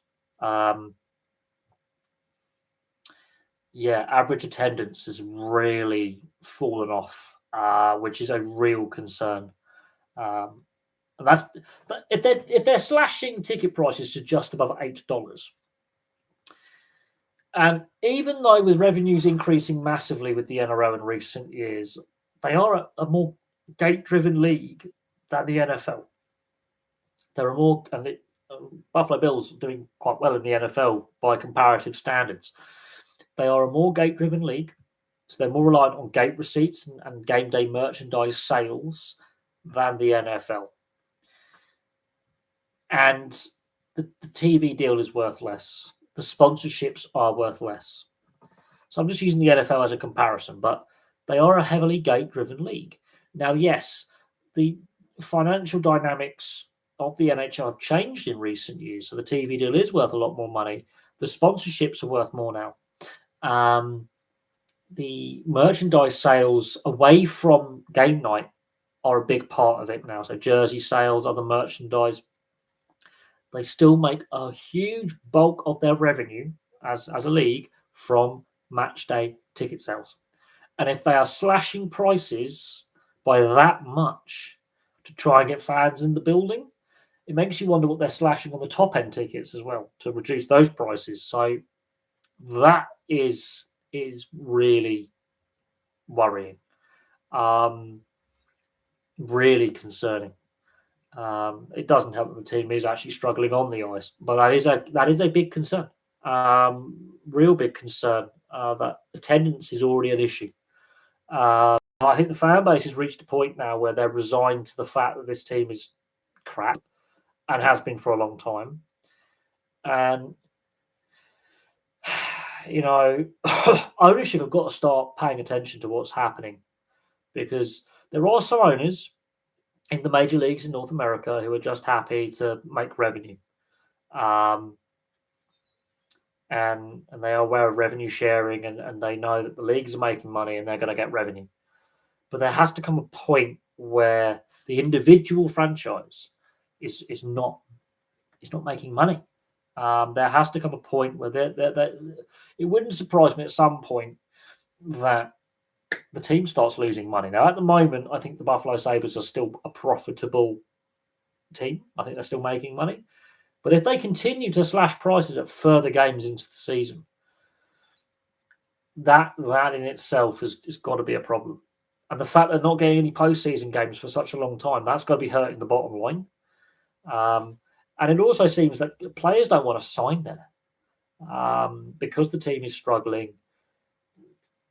When they traded Jack Eichel, that was a statement. They traded one of their franchise players away, and then he goes on to have success elsewhere. That I think was a statement that their best player, they could not keep him. The relationship between the player and management broke down. There were a lot of issues behind it, but they traded him, and he was injured at the time they traded him, and they didn't get a lot back. Goes on to have success with Vegas. Other players don't want to stay there. There has to come a point where something has to give. Now, you could argue some of the issues with attendance is down to geopolitics between Canada and the US and the current US administration and the current Canadian administration politically. With what's happened this year, I think that could have a partial part to play in less Canadian fans crossing the border to watch games in upstate New York at Buffalo. Same with Detroit to a certain extent. But it's not looking good. Not looking good. They're not the only team that's recently struggled with attendance. There's been eyebrows raised. But this is a traditional market, and it's not a good look when you've got a team in a traditional market, and they always say, "Oh, these expansion teams in these Sunbelt markets, they won't last." But when you've got a team in a traditional market that has been that bad for that long, if this was an Arizona, which ultimately did get relocated to Utah, if this was a team in the southern US, in the Sunbelt, struggling like the Buffalo Sabres had, they would have been relocated. They would have been moved. This is a traditional hockey market, and the team sucks. There is no getting away from this fact. And it's not good. It's not good. But, Carolina Hurricanes struggled for a long time with mediocrity, not making the playoffs. They did have a Stanley Cup and another Stanley Cup final appearance. And then they got the right ownership, the right general manager, things changed. Florida Panthers struggled for years. Attendance was a problem. Right ownership, right general manager, right coach. So it can be done that you can turn around a struggling team where attendance is an issue, the team is struggling, there's a lack of success, fans are staying away, or you're not, growing the fan base. All you got to do is make some changes. Get a possible change of ownership, get the right people behind the scenes in the coaching department, the general management department, the director of operations, have more positive dialogue with the players, results improve. And then fans who were staying away because the team sucked start coming back. And then you attract new fans because word of mouth spreads. Hey, this team's quite good. This is a good match night experience. The team's actually doing quite well. There's a good positive atmosphere. Fans start returning. Winning does help, but actually a positive culture also helps. And there's always a lot of negative headlines coming out the Buffalo Sabres. Either players not being happy there, players struggling to find form, some bad contracts, and now you've got attendance issues. It's definitely worth noting. But I was going to do a video on that, but I thought I'd mention it in the live stream. So there's that. But no, it's I wouldn't say it's slow news week on the sports front, but I've seen busier weeks on the sports front. I mean, look, we've had another international break, and I know it has been reported that UEFA now and I think FIFA are going to bring in a couple of working groups to look at the international breaks and restructure them. I think next year we've only got 3, and I think they're going to, after this qualifying cycle's finished, they're going to look at how to change things in regards to the international breaks and the international calendar going forward. With World Cups and Euros and other tournaments expanding, that's something that I think UEFA are the ones, I think, starting a working group to assess the international calendar and the Nations League and qualification and how teams get put into qualification groups and all this kind of thing. What is interesting is the Faroe Islands have a good chance of qualifying for the World Cup. Cape Verde have qualified for the World Cup, and England are the first European team to officially qualify for the World Cup. Sweden, John Dahl Tomasson has been sacked by the Swedish FA as national manager. 1 point in 4 qualifiers in the 2 international breaks. Only 2 goals scored, and they haven't scored a goal in 3 games. So Sweden have struggled in these last 2 international breaks. They're labouring in their qualification section. There's a big chance Italy might miss qualification for next year's World Cup. Brazil struggled in qualifying in the South American section. Ancelotti's now come in, but they really made some heavy weather of their qualifying campaign. I think they finished 5th overall in qualifying in South America, so they squeaked in. So they've laboured. But also it does disrupt the season.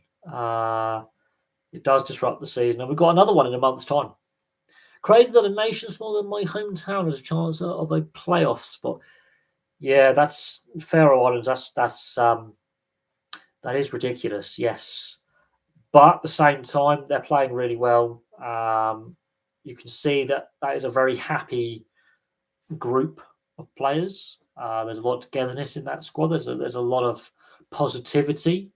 And you look at some of the nations they've beaten as well. These are not mugs when it comes to international football. They beat the Czech Republic, for Christ's sake. So, they're playing really well. Let's not knock them. It's their best international break they've ever had. I think it's the best form the team's ever had as an international side under in the FIFA rankings, and that's got to be that's the positive side of things. Like Cape Verde qualifying, Faroe Islands doing really well, Iceland are doing really well as well. Just to mention another lesser nation, although Iceland got a little bit of pedigree about them, both the men's and women's. They've actually qualified for tournaments. They've actually had some pretty decent players. Yes, Graham Potter. I mean, look, he has coached in Sweden. He's won trophies in Sweden in the domestic league structure in Sweden. He knows some of the players. He has a good relationship with fans in Sweden. But Sweden are struggling at the moment. Some of their key players are struggling at the moment, and that's a cause of concern. And the Swedish FA were like, no, John Dahl Tomasson's gone. It'll be interesting to see if, obviously Graham Potter speaks Swedish as well. He cut his teeth in management in Sweden.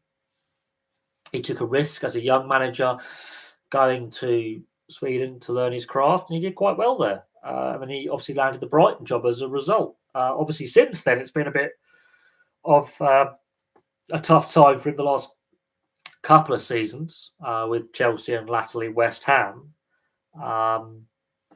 But we'll see if he ends up. I think, unfortunately, with the way the modern game is, I think there is a very toxic culture. I think this is what you've got to understand as in management. You're hired to be fired.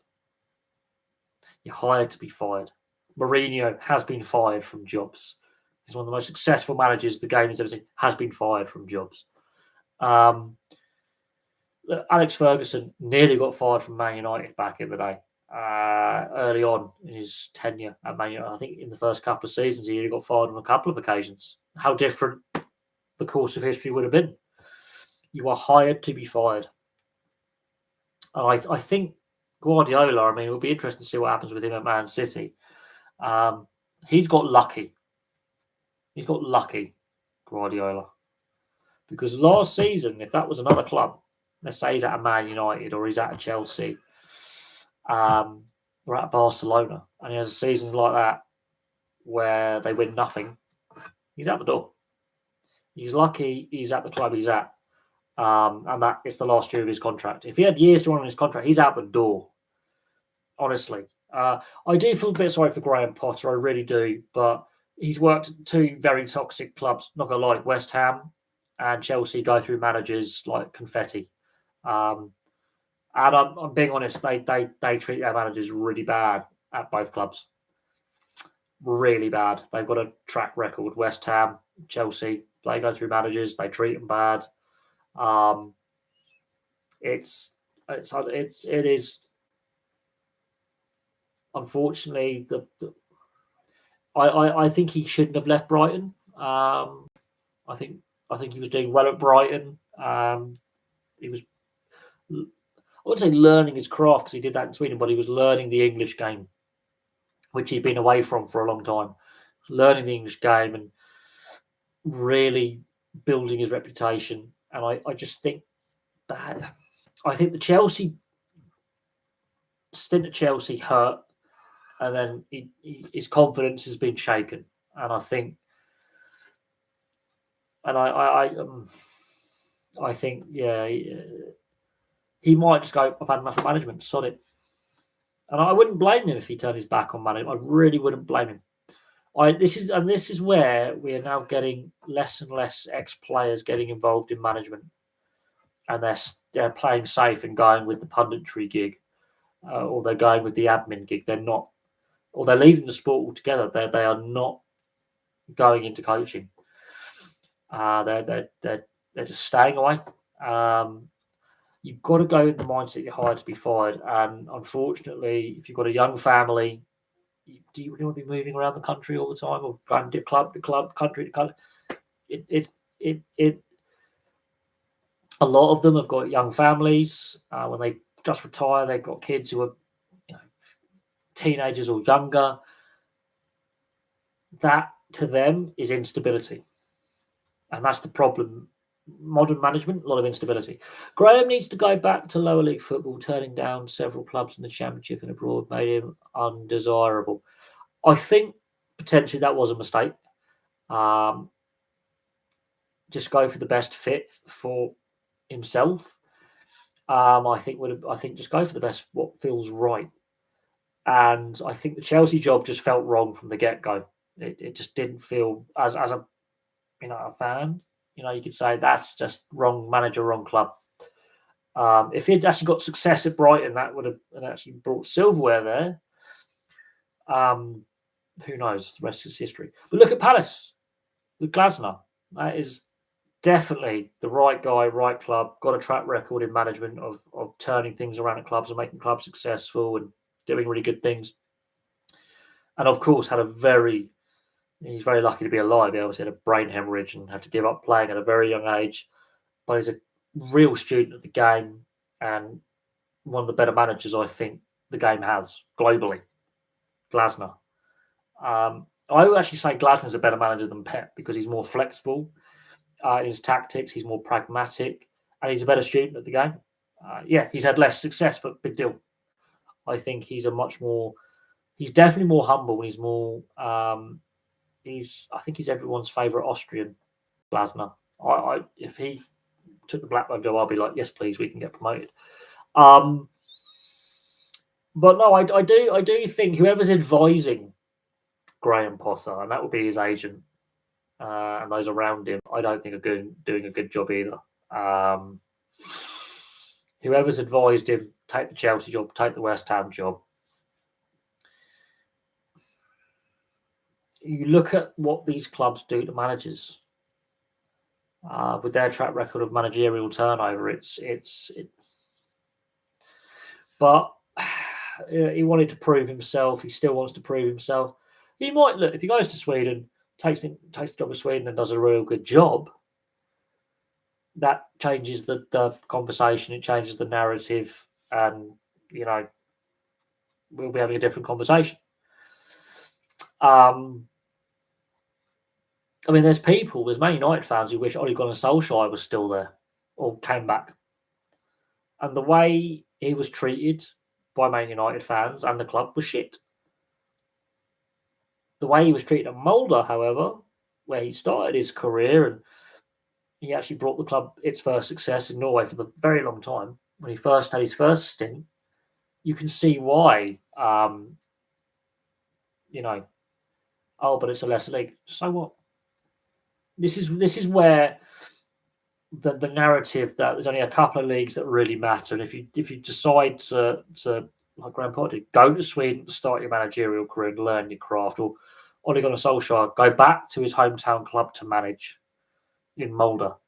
You're not really a manager. That is it's just for me wrong. Tim threatening to leave Palace if Guay was sold did not paint him in a good. I actually think no. He stood up to the board a little bit and said, no, if we are to be successful, we need. That's our club cap. That's the club captain. I think he stood up and said, no, actually, if you want me to stick around and make a success and continue to bring you trophies like you want, we need to entice our players to. I think Glasner does not want Palace to be a selling club. I think he wants them to be as competitive as possible and actually be a buying club, a development club, rather than going. Because Southampton, this is the complaint that a lot of fans have about Southampton. Oh, we're just a selling club now. Other Premier League clubs, when they're in the Premier League, poach our best players. And so therefore, apart from that FA Cup final they went to, they can't take that next step. I think Poch took them to a League Cup final, if I remember. But they allowed their best talent to keep getting poached by other clubs. I think Glasner, was right to say, no, this is our club captain.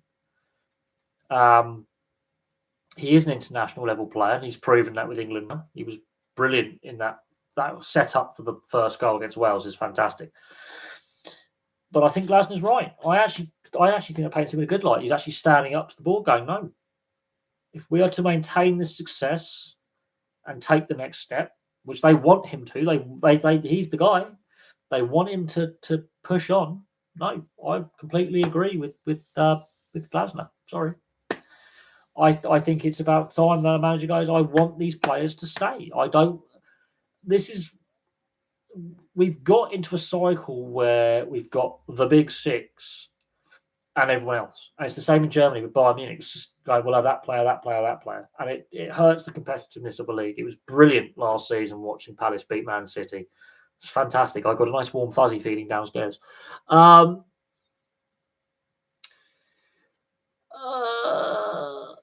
would like Oliver Glasner to coach you? It would be nice, obviously, but actually I want to see him to have more success. I want him to have more success with Palace. I really do. Imagine if Palace won a European trophy this season. Seriously, that'd be the best FU to Nottingham Forest, who've not had a good season, have they? And I would love Palace to continue to add to their trophy cabinet. I really would. And I think Glasner, in my opinion, criminally underrated as a manager. Criminally. I remember when Southampton were a really good side and fun to watch, and I've been on many Southampton games over the years, and I just, it's a bit of a mess at Southampton, isn't it? Really, second worst Premier League season on record. I think it's the second worst top flight season as well, if I'm not mistaken, with Southampton in England. You couldn't make it up last season. And then Russell Martin somehow ends up with the Rangers job and gets sacked after 17 games. Couldn't make that one up. Evening. How is his qualifying for? Look, I think the way they're playing helps. If that was Gareth Southgate, there are some very turgid, awkward 1-0s and 0-0s in there. The way they're playing under Thomas Tuchel and what they played under Lee Carsley, I think, has definitely there's been a turnaround in the thinking. Personally, I think Lee Carsley should have kept the job, and I think should have. I think that friendly in there. It was one bad friendly in there, but then Thomas Tuchel, that friendly against Senegal, people were like, oh, we made a mistake here. No, Thomas Tuchel was figuring out his way with the players that he had available to him, and some other players have really kicked on. Bournemouth got ripped to shreds last summer. They're doing fantastically. Long may it continue. I hope Bournemouth actually win the Premier, do a Leicester and win the Premier League now. That would really be like to everyone else. That's what the game needs, is another Leicester City moment, another Palace moment with the FA Cup. That's what the game needs. Disruptors, that's what it needs. The media will have a meltdown, and Sky Sports will have a meltdown because their viewership figures will drop because these are lesser clubs. But actually, this is what the sport needs. This is what the sport needs, is the underdogs winning more often, because it shows the competitive nature of the sport. If you have the same clubs winning all the time, it's crap. Look at Scotland. This is what Hearts leading the SPL in Scotland is what the game needs. And yeah, Bournemouth got raided last summer. In the summer, they're flying high in the league with Ariola. Is it Ariola as manager? Glasgow and Ariola. They're the two best managers in the league, from my opinion. Palace got raided in the summer. They lost some of their best players. So what they're doing, keep it up. Keep sticking it to the man, as they say. On the qualifying side of things, I think England have been helped by the way they're playing and the positivity, and they're very good. They're playing. Seriously, if Southgate was still in charge, they would be stodgy 1-0s or 0-0s in there. It would be painful. Why do you think Wales have had such an awful record against England?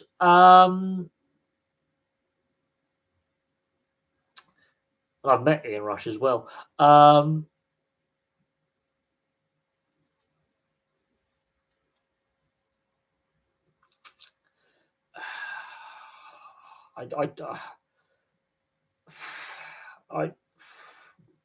think for a long time, and we can go back to the glory days of amateur rugby union when Wales did rule the world in the 70s. The Welsh rugby union side in the 70s and 80s, my God.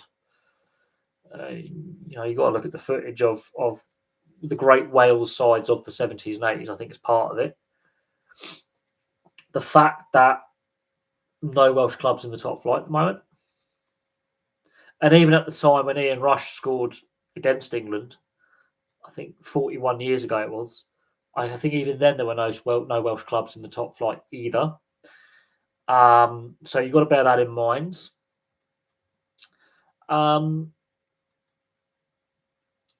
It's a tough one. It is a tough one. I will admit Pickford had a couple of good saves the other night. I will say that in Wales's defence. I've got a very good reactionary keeper who can react as a shot stopper. But they just never got into the game. I think Craig Bellamy was a bit tactically naive. And he will learn. I know Craig Bellamy's done a fantastic job with Wales since he took over. A lot of people question that appointment. He's done really well. He's actually developing really well as a coach and as a person. Obviously, there was a lot of eyebrows raised. Craig Bellamy, isn't he a bit awkward? Hasn't he had his issues, disciplinary issues? Yes, he has. I think, I think in that regard, he's done really well. His record speaks for itself. He's got a very good record as well as manager. And they're still not out of qualification yet. They can still qualify. So look, Wales can still get there. Japan regularly qualified. Cape Verde, that's going to be brilliant. Mexico co-hosts, so it's going to be fun to watch all three of those nations at the World Cup. Belgium have got issues. They have got problems, Belgium. They really do. I think the last Euros they were absolutely shocking. They were shocking at the Euros last year. Really disappointed with them. Their own fans booed them. they have underfulfilled the potential they had going back to 2018. 2018 was, I think, the Euros in the delayed Euros in 2021. They had a window, they've missed it. They've missed the bus, as they would say.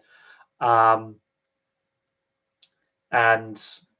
there's a lot of issues within the squad. There's a lot of divisions within the Belgium setup between players. You've got to remember, in Belgium, they speak 3 official languages. Basically, you're ethnically French, ethnically Dutch, or ethnically German. Yes, there's a small German bit of Belgium. And technically, there's a little Luxembourgy bit of Belgium as well, but we'll move on from that. So there's a lot of regional issues within Belgian society. That is a big thing, ironically. You've got 3 languages that the players speak. So it's a multilingual squad.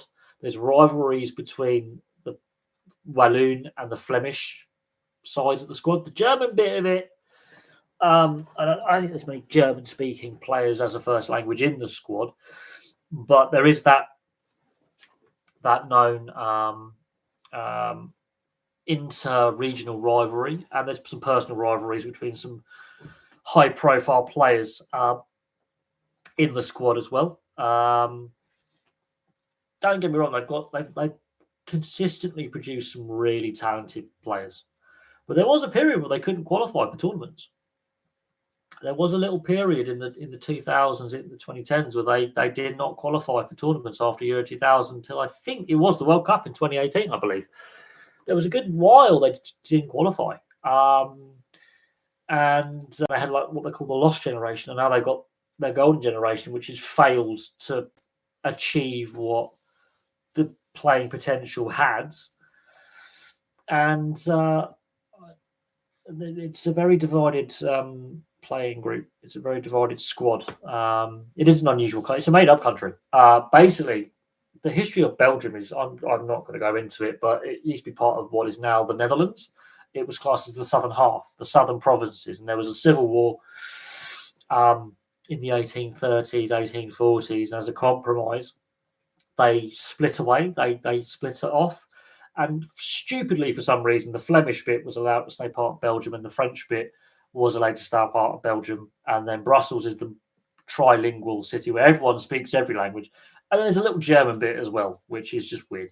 But it is a country that's basically it was.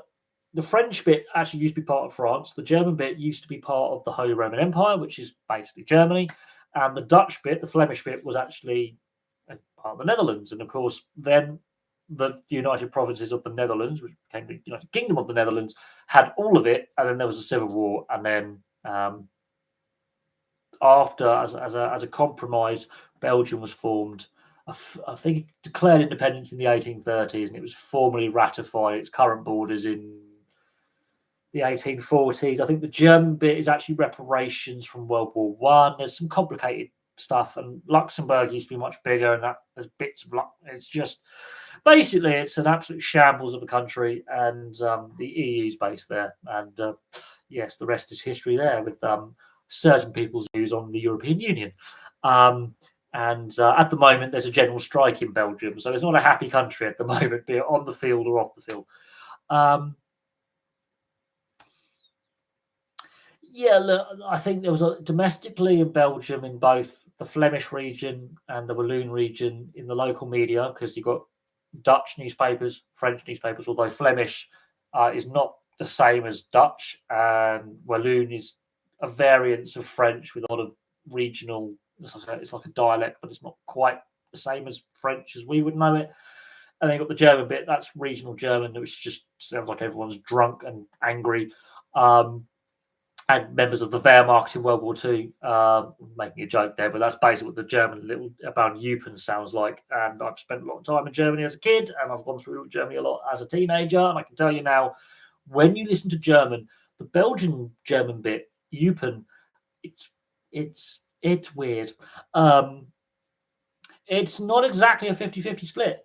Geographically, yes. You can sort of draw a line where Brussels is sort of the line, really. But just a little bit south of Brussels is the Flemish bit border, and then it's the Sombre River, basically, where Charleroi is, and Liège and Namur. That's basically, just draw a line north of there. And the Ardennes is the French bit, and the Dutch bit is basically just south of Brussels northwards, and then Brussels is a multilingual city similar to Quebec, and on in Canada with the French-speaking bit, and then the provinces around Quebec are bilingual. Then Ottawa is a bilingual city. And then the further west you go in Canada, it's all English. But the Atlantic Maritime provinces are technically bilingual. They have bilingual road signs. It's like us with Wales. The closer you get to Wales, the road signs, Cornwall, things like that. But with Belgium, you can draw a line just straight across the middle of the country. And it's not a 50-50 split. There's more Flemish speakers than Walloon speakers. So there's more Flems than Walloons. The population-wise, I think it's about 60, 35, 5% German. More people live in the Flanders region than the Walloon region. Wallonia is more rural because of the Ardennes. Outside of Liège, Namur, and Charleroi, as in the three big cities in the French Walloon, or Wallonia as they call it, but the Walloon-speaking bit, a lot of small little towns in the Ardennes, like Bastogne, which is tiny. And then you've got the German border bit around Eupen, which is negligible, really. But geographically and politically, you can just draw a line, get a map of Belgium, just go south of Brussels, draw a straight line across. North, they speak a Dutch dialect. South, they speak a French dialect. And a little bit in the east, they speak a weird German dialect. So it's famous for chocolate and diamonds. So there you go. And a good film called In Bruges, and the Battle of the Bulge, and World War I battlefields. And that's Belgium. So 2 world wars, some chocolate and diamonds. And that's what Belgium was famous for. And waffles. Not as good as the Stroopwafel, which is Dutch, but waffles. If the French were allowed to keep the southern bit, the Germans the eastern bit, and the Dutch the northern bit, yes, we wouldn't have the EU being based in Brussels, and we wouldn't have a country that speaks 3 languages where all the 3 regions hate each other. They really do. The ruling elite used to be the French bit, and now it's the Dutch bit, and it's weird. They don't like each other. The king's related to the royal family, related to our royal family, because reasons. Yeah, it's just our Catholic relatives over there. And their royal family is not even Dutch or Belgian. They're actually German, like ours. It's weird. We'll put a German in charge. It's fine. I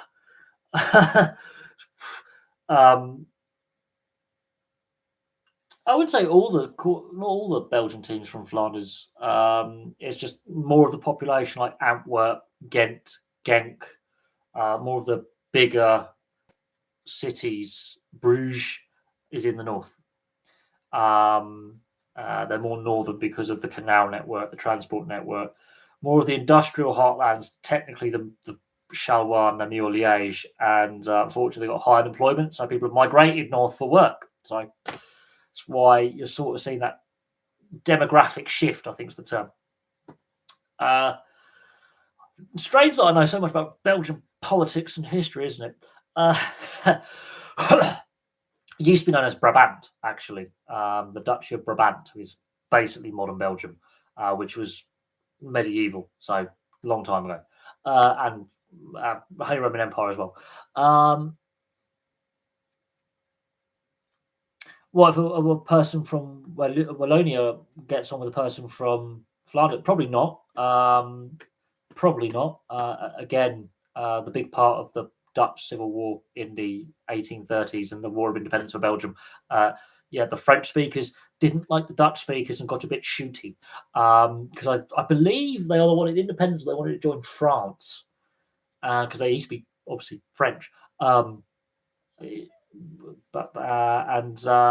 does have a part to play in a lot of things in society. Think of it like when Ireland used to be, the whole of Ireland used to be part of the UK, the Gaelic Athletic Association, it deliberately remaining amateur for a reason. Done the history on it because they see the professional sports as garrison sports that the British Army and the British Navy would play when they were on base. And so it was seen as morally, and culturally offensive. And so they promoted the hurling and Gaelic football. The West Indies cricket team could split up into the independent teams, and Cricket USA. Cricket USA have gone bank. What? Cricket. Wait. The Cricket USA have just gone bankrupt. Oh my god, that's hilarious. Considering they're about to host a World Cup, that's just funny. So Major League Cricket's really working. There isn't enough money for the individual. The islands outside of Jamaica and Trinidad and Tobago, the population sizes of some of these islands is tiny. Guyana has got a growing population, but it's not quite 1 million. So Jamaica, Trinidad, Tobago, and Guyana are the three big nations that, on population size, I think an economy size would, I think, drive the West Indies. So, having the smaller island nations, it wouldn't be sustainable. It just wouldn't be sustainable. The German that they speak in that Eastern Belgium is different to Switzerland. Yeah, Switzerland is yes, again, a very interesting country. I prefer Austria over Switzerland. Austria is a far more beautiful country, in my personal opinion. Because I don't know what it is about Austria and especially Western Austria. It's very surprising. Got these big mountain valleys, but then the meadows. I mean, but then again, I've been to both Switzerland and Austria. Spent more time in Switzerland. Strange place. Best way I can describe it. Austria and Switzerland are very. If you've been to Germany and then you go to Switzerland and Austria, it's eye opening, very eye opening. It really is. No, it really is eye opening. The German they speak, the Swiss dialect. Obviously, you've got official German, which is eins, zwei, drei. You're very efficient. But then the Swiss dialect is just really. You notice that the French and Italian and Romanche is the other language, which is really weird because it's like drunk Italian with drunk German mixed together. And you assume the person speaking it has a speech impediment or has had a stroke. Best way I can describe Romanche is if someone, it's like someone's got a bit of Italian, bit of German, had a lot to drink, and maybe a bit to smoke, and then try speaking after a heavy session. That's how that sounds. Swiss French is different to it's Romandy dialect they speak in Swiss French. The Swiss Italian is the dialect there is more the Piedmont dialect for the most part. A little bit of the Lombard dialect. So if you've been to Northern Italy a lot, it's quite similar. But the Swiss German is different. You can, even if you don't understand German, you can tell a difference in tone of voice, speed of how they speak, and certain little slang words. Same in Austrian German. There's slang words in Austrian German that you don't get in German. And then in German, if you go to Hamburg, they have different slang for certain types of pastry than you would get in Berlin or Munich or Hanover. And you're like, what? And it's like we've got our new Geordie slang up in the northeast and the other northeast, like Smoggy and Mackham slang and Monkey Hanger slang, the northeast. Like, wait, man. And then you've got your Birmingham, Brummie and Black Country like this.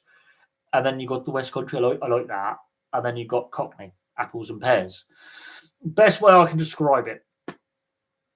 Yes, a Swiss German and a German and Austrian German. They obviously, when you're taught the language, there are some there are words in Austrian German that you don't get in German or Swiss German that are actually taught in school. There are certain words and phrases that someone from Berlin going to Vienna will not use. And there are words that are unique to Austrian German. There are words that are unique to Swiss German. And Liechtenstein German is a mix of Swiss and Austrian. It's weird. And there are words that the German-speaking nations will use that the other nations won't. But yeah, a Swiss person can go from Basel or anywhere in the German area, which is about 60% of the population or something. They could go to Stuttgart, Zurich or Basel, big banking, obviously in Zurich. They go from Zurich, head of the main banking centre in Switzerland, to Frankfurt, the big banking centre in Germany, and have a very serious conversation in official, what we call court German, with a German banker, and it would be like you or me, like you writing the question, and us both speaking the King's English perfectly. But then when they're back at home, in the local bar, the local cafe, or at the football or whatever, and they're with their mates, their slang's different, the accent's different. But it's like if I was to, I don't know, if I was to talk to someone from London, which is only 30 miles away, the slang and the accent I have in the Thames Valley is different to someone from London. It'd be the same if I went from here to visit my friend in Shropshire, my mate Lewis in Shropshire, for example. He's obviously from this area, but he's moved up there with his family. He's got a young family, and his partner's from Shropshire originally, from Telford. If I was to go up Telford, which is not a million miles away from actually being, we're talking near Cheshire on the, that again, the proper conversation on a proper standpoint, if we're being posh and proper,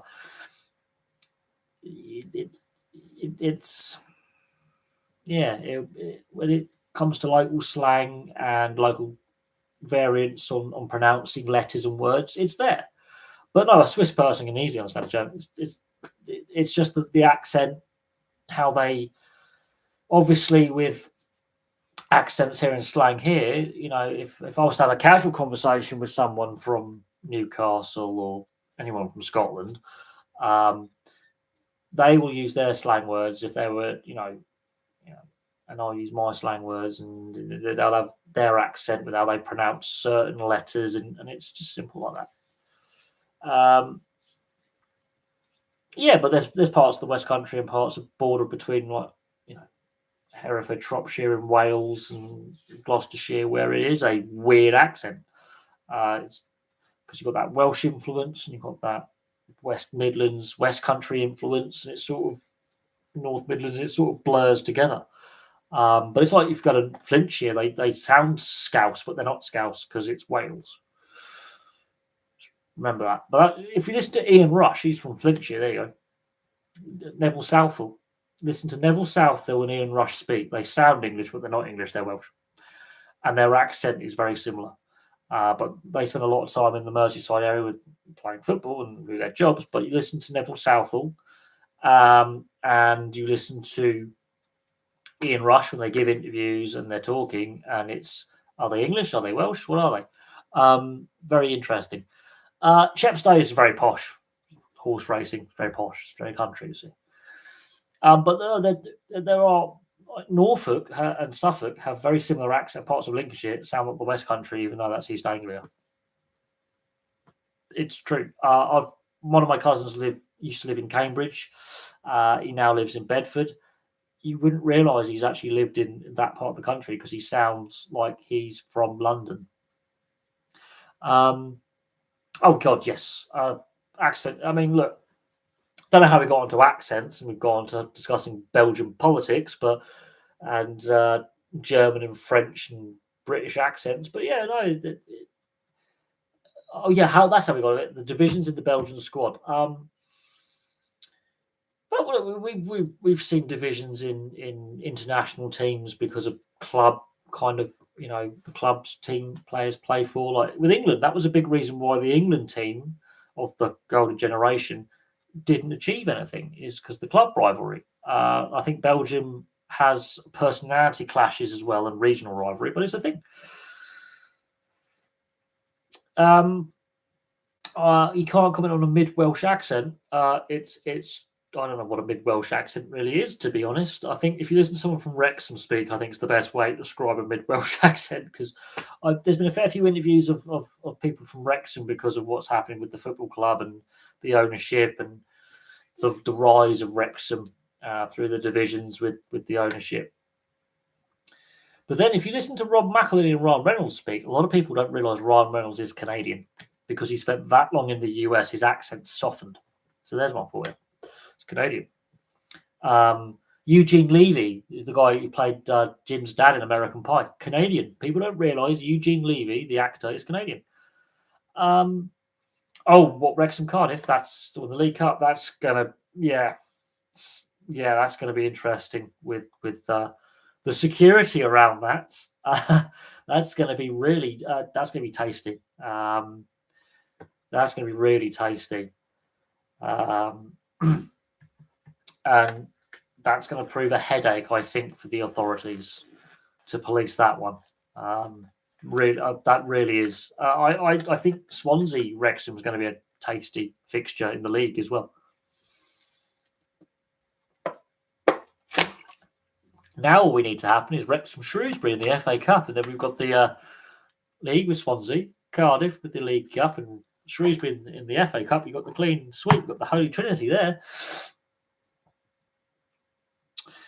Yeah, I think this is where I think the League Cup and the EFL need to try and figure out a better TV deal.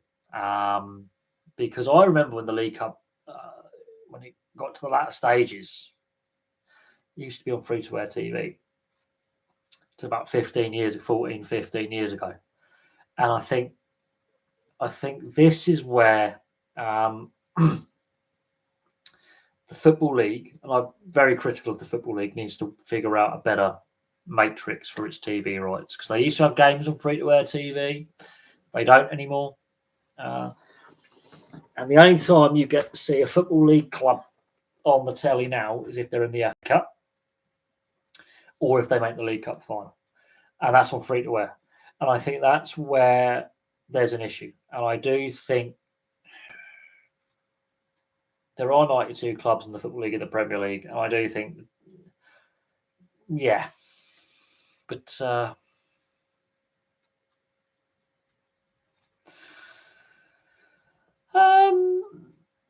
look, Wrexham. Are you surprised though? It's because of who owns the club, and it's also with their rise through the divisions as well. I think, that's a newsworthy story. And people go, but they spend a lot of money. They've also improved the infrastructure at the ground, and I think that's what people fail to realise. Is with that infrastructure improvement at the ground, that's creating local jobs, and because the team's doing well, more fans are going to games, both home and away. A lot of away fans are going just because, and that's helping the local economy, an area which has struggled with employment over the years. So there's that. I think, the ownership, Ryan Reynolds and Rob McElhenney, I think, has had an impact, especially with the coverage and the discussion point, because they're celebrity owners. But I will say this, they are doing it the right way. So there is that. I think that is important. And they are investing in the stadium infrastructure, which is important. And while they spent a lot of money, I think they are doing it the right way. And the Fly on the Wall documentary series, was it with Amazon or Netflix they did? That's definitely generated a lot of interest. But at the same time, I remember their first game as owners was against Maidenhead United. They were at that game, and I was in Maidenhead that night, and there was a mass. They actually stood in the away end, and no one knew who Rob McElhenney was, but a lot of people realized that's Deadpool. People were actually like, "That's Deadpool," and there was a big thing made of it. And I went to me. I was in my mate's pub, which is literally gone now. It's car park. It got demolished a couple of years, but just during COVID. But I was in the pub and you could hear. Yeah, it's a thing. It's a thing. I remember that the first game as owners when they completed the takeover was against Maidenhead United, which is one of my local clubs. Do they have the most fans? Wrexham has a bigger catchment area because of how rural it is around Wrexham, because you've got Wrexham and Shrewsbury, and they're the two biggest areas in population. Whereas Cardiff and Swansea, they're bigger cities. Do they have more fans? They've got a bigger catchment area. but it's more rural. I don't know. Have they grown the brand and got new fans? Potentially. Do they have more fans though? Interesting one. It'd be interesting to see how many season ticket holders they have. But I think Cardiff and Swansea have more. Cardiff and Swansea have bigger stadiums, so they can sell, sell more tickets. So on that one, it's an interesting one. I don't know. They are the older club. They are the oldest club in Wales. I think the third oldest club in the history of the game. They are the third oldest club worldwide and the oldest in Wales. Was it the fourth oldest club worldwide? Got to remember that. Yeah, but Cardiff have got a bigger stadium, so of course you're going to get more chance to get a higher attendance. You've got a bigger stadium, so there is that. Cardiff is a much bigger city than Wrexham. There's that. But I don't know. I think it's an interesting one. I think Wrexham have the most fans outside the UK, but Swansea and Cardiff have more in the UK. I think you could argue that, yes. I think in part because of the ownership of Wrexham has grown the fan base. And of course, either in the US and to a certain extent Canada, obviously, football is a fast-growing sport.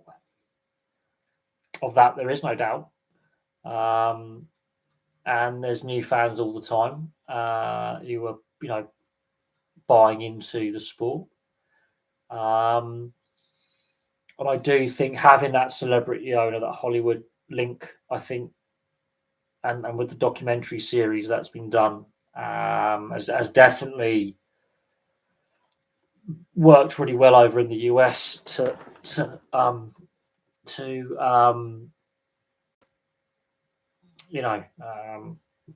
grow the brand and the awareness. And this is what I think giving the World Cup co-hosting rights to the US, Mexico, and Canada is. I think FIFA have realised that the rate of growth over the last 31 years now, it'll be 32 years next year, in the US of the sport. They realised something there, but then you see the FIFA Club World Cup this summer let's be honest, was crap. It was a disaster. So we'll see what happens next summer. I'll watch as many games as I can. Because of my job, can't guarantee I can watch every game. Unless I'm really cheeky, talk to my current manager and go, look, my current boss, and go, look, 1st of April, I am booking all the World Cup off. That's all my annual leave. The new company has to honour it. And they'll probably go, yeah, you can book that off. And I will. Just to be an absolute. But there's no way I'll be able to watch every game. I will do my best to watch as many as possible, but there's no way. Not with some of the kickoff times that are being hinted. I would have to literally get in from work and sleep for a few hours in the afternoon, then watch the games and then go to work. I think, you came across Cardiff fans from Gloucestershire and they weren't Welsh. It happens. It happens. Cardiff get a lot of support from the South West Valleys. Not surprised. So you're saying look, it's expanded World Cup, more teams. 40, 48 this time, isn't it? Yeah.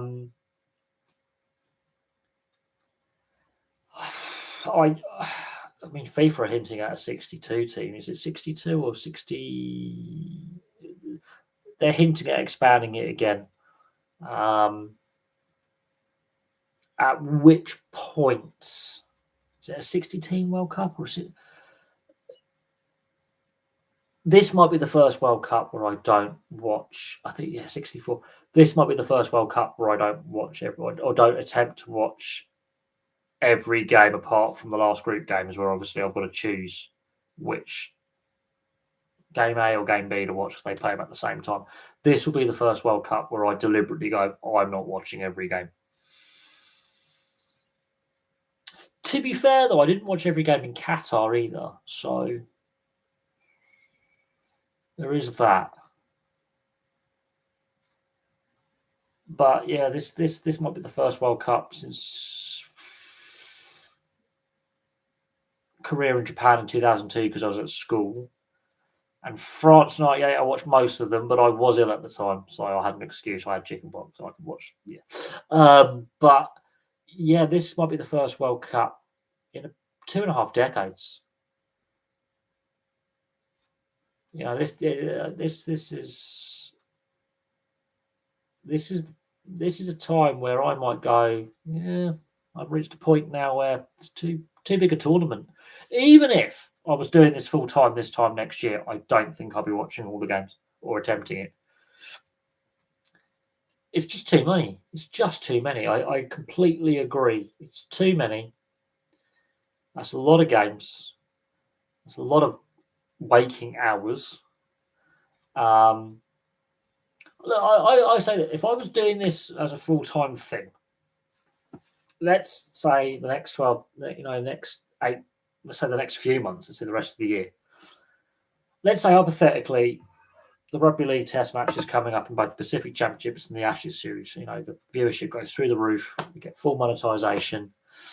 You know, subscriber count explodes. We pass 2,000. I have to wear a Burnley shirt. That will happen. Will happen.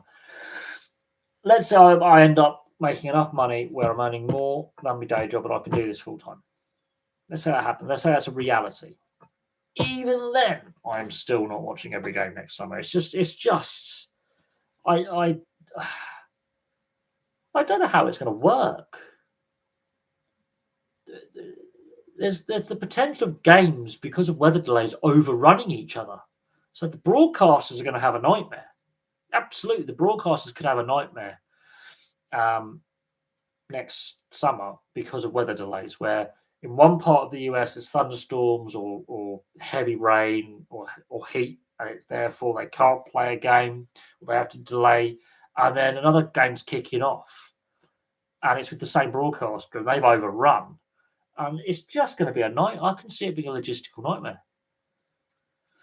It's not that there's not enough quality, because look, we've had some feel-good stories from qualifying with the Faroe Islands doing really well, Iceland doing really well, Cape Verde qualifying.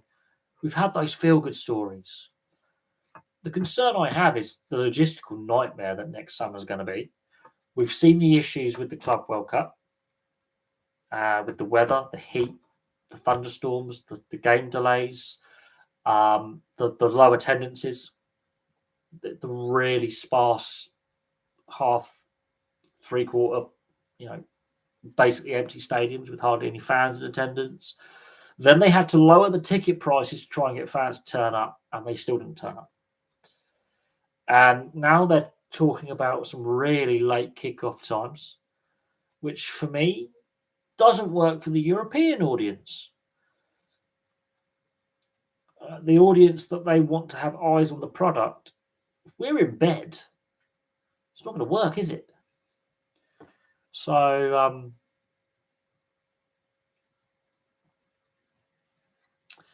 yeah, I mean, we'll see what happens. We'll see what attendance is like. Obviously, with the geopolitics, with US domestic and foreign policy and how that is, and the current administration and some of their economic policies and trade policies, there's been some backlash, which I think also contributed to the Club World Cup being crap.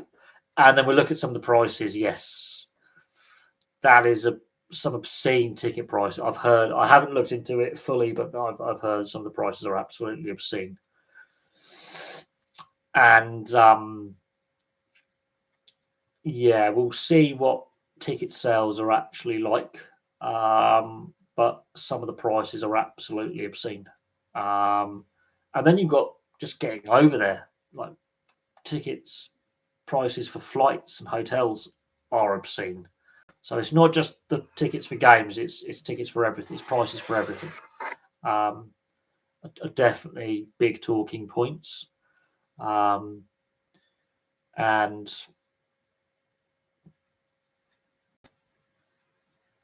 wow, $2,000. Jesus, have they both qualified? Gee, that is, this is years of saving for some people. Well, so Jordan yes, right, okay. Have oh right, Curacao might. So that's the potential ticket price, right? Okay, let's assume they do. 2,000, is that £2,000? $2,000? Oh, using example. Is that £2,000 or $2,000 US? Because obviously exchange rates can fluctuate. So if you're a European fan, you've got to think of the currencies that we use in Europe of countries that could qualify. So we use pounds. You've got euros. You've got Swiss francs. You've got krona, because Norway look like they're going to qualify. The Norwegian krona against the US dollar, that could be interesting. You've got the Swedish krona. Well, Sweden are making a mess of qualification. You got, I think Denmark used the krona as well, Danish krona. Then you've got if Hungary got a chance of qualifying. Poland used the zloty. Hungary used the florin.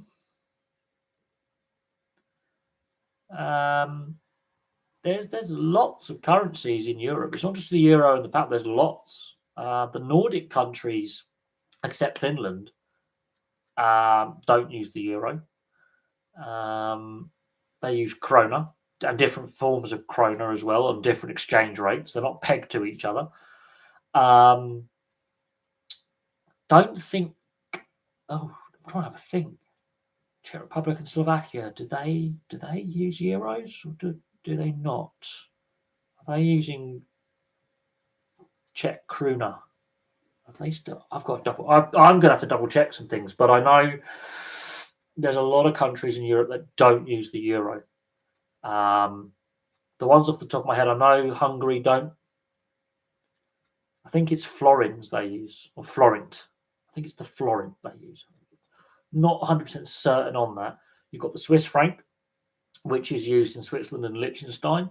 So if you are, let's say, a Liechtenstein fan and you want to go to the US, because obviously you might follow a Swiss club or an Austrian club or German club, but you want to go because some of your friends from Austria and Germany and Switzerland are going, you've got to convert your Swiss francs to US dollars.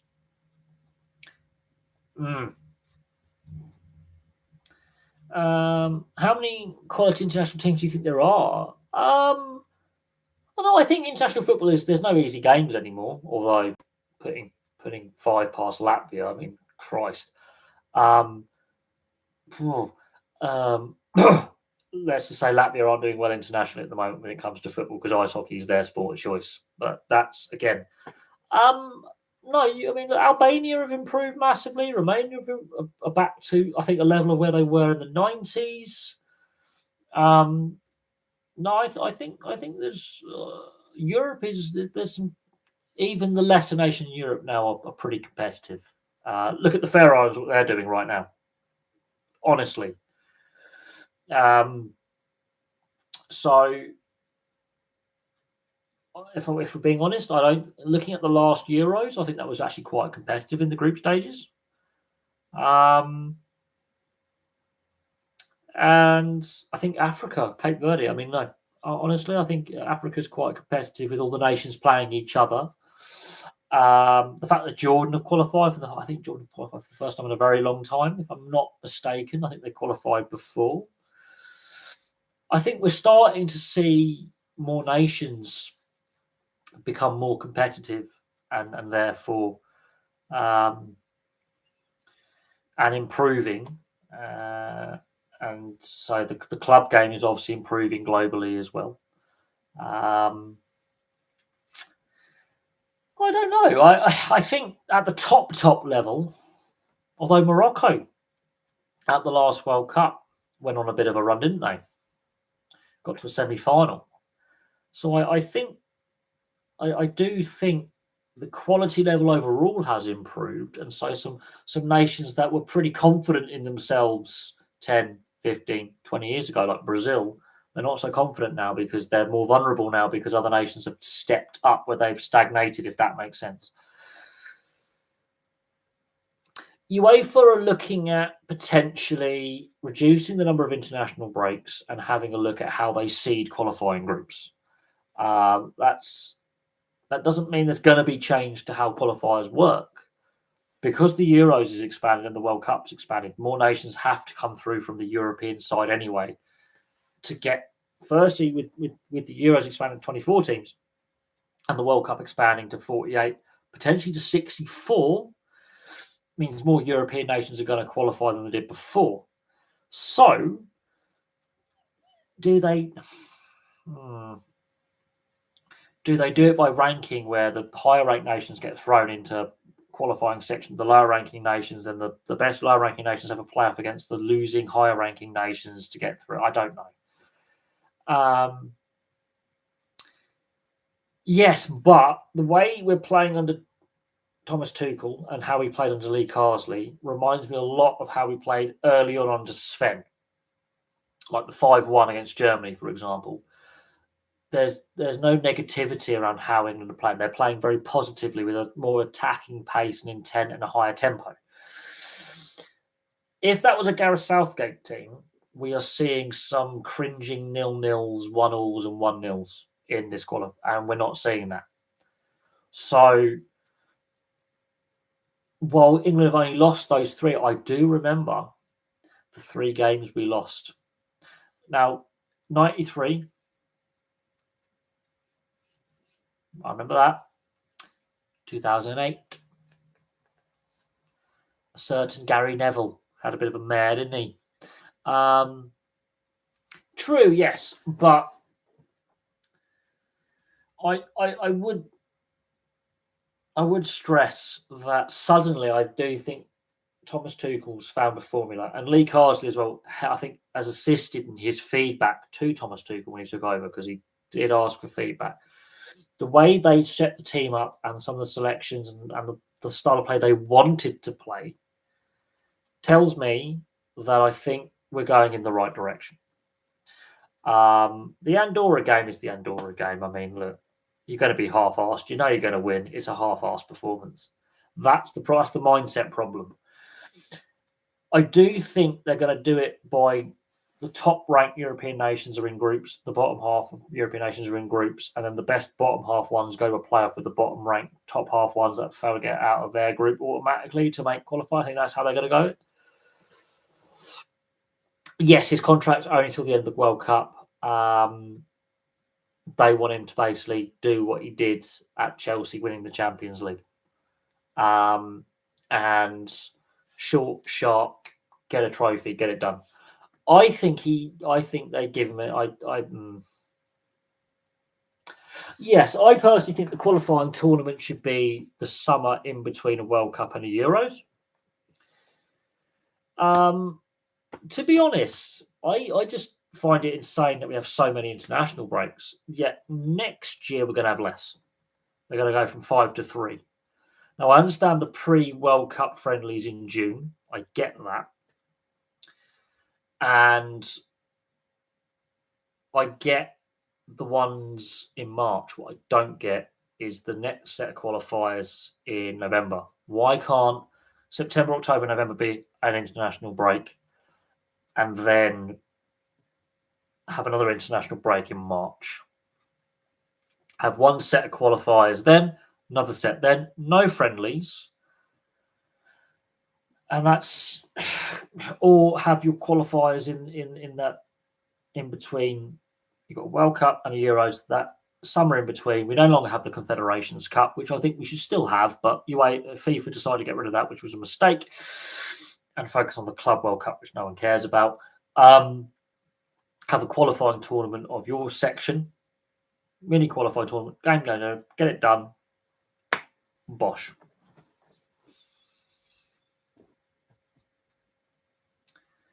I think Thomas Tuchel, yeah, he's got to win to get a contract extension, and that's what the FA are banking on, is that he wins the World Cup.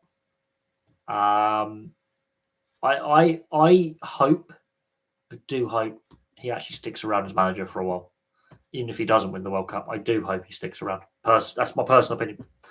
Why did Wales want an England friendly right before the Belgium travel? Travel. That was their only qualifier. They obviously have a commitment in the international break to play X amount of internationals. They have to. And Craig Bellamy decided, and the Welsh FA, with Craig Bellamy obviously dropping hints, play against England. The players are based in England, travel. And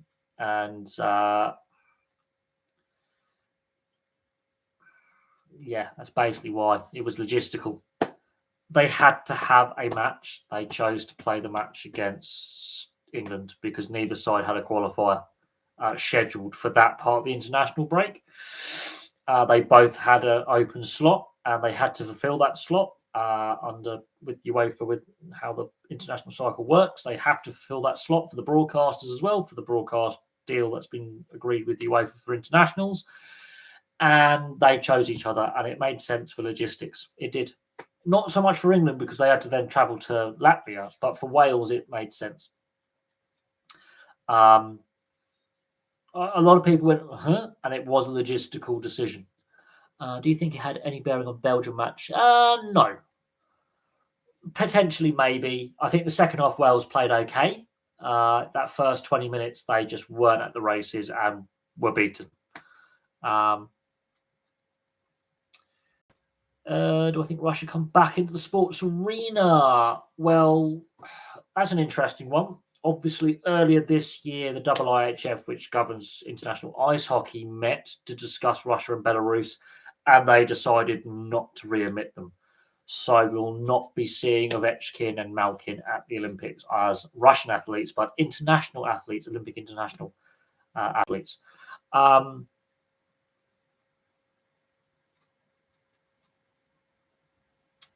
So I do think eventually, yes. Whether it's at some point there might be a shift in the political dynamic, but with what's happening in the ongoing conflict with Ukraine, it's look at what's happening with the Israel situation, where doesn't look they're going to be going to the World Cup now, is it? So.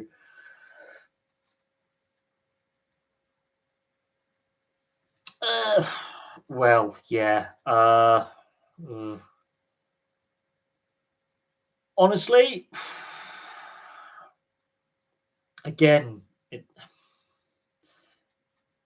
it's a complicated one. It really is.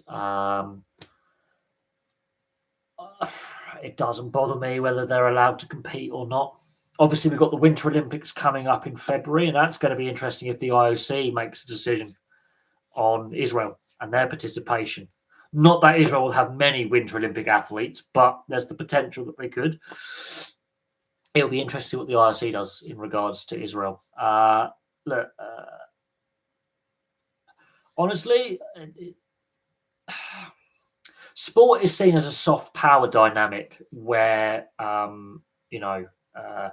sanctioning a team, a nation sporting wise, can actually have political impacts. Like South Africa being frozen out of international competition for many years, I think it was in the late 60s through to the 70s and 80s, especially in the 70s and 80s, had an impact. It did put political pressure because the South African white middle class is where most of the historical athletes came from, and they were barred from international competition. So that actually put pressure on the politicians to change things. It did actually have an impact. Ironically, it did. And because people like Putin put a lot of emphasis on ice hockey and boxing and the martial arts and a lot of emphasis on sport as a way of projecting, like the Russian World Cup and the Russian Winter Olympics, for example, very politically motivated, deliberately so. And with what we know about the doping program that the Russians ran. The actual state sponsored, and it's true, it was run. No hiding that. I know the US has more athletes done for doping, but that's separate, different circumstances.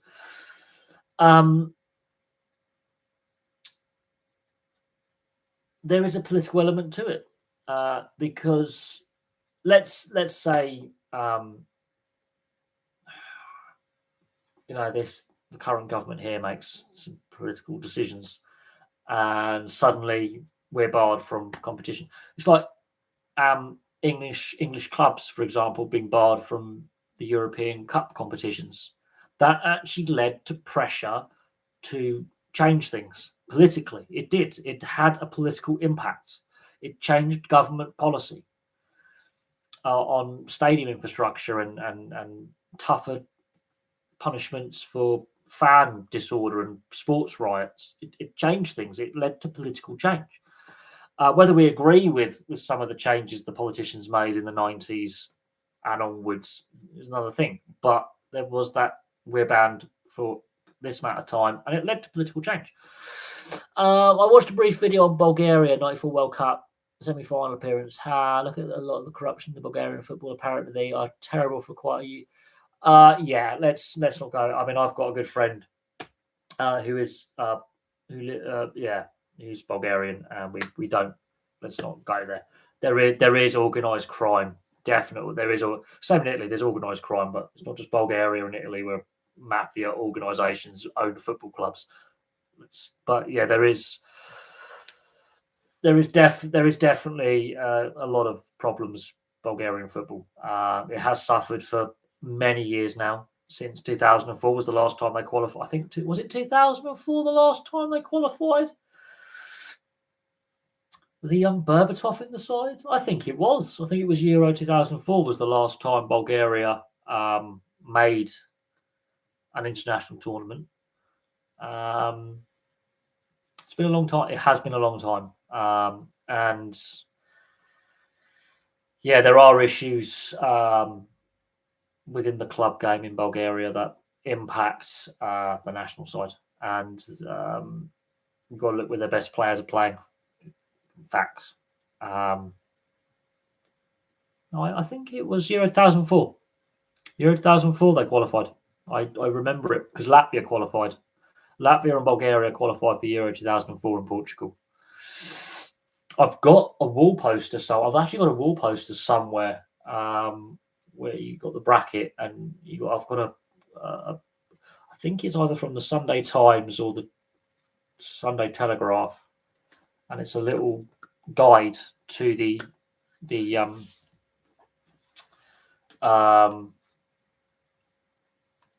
yes, Marian Parhas. I've got to do a video on his career actually. Marian Parhas. I had the privilege of watching him play for Southampton actually at St Mary. Fantastic. When he wasn't injured, he was a brilliant player. Absolutely fantastic. He's so underrated. Such an underrated player. Imagine if he played for a bigger club. Let me just check.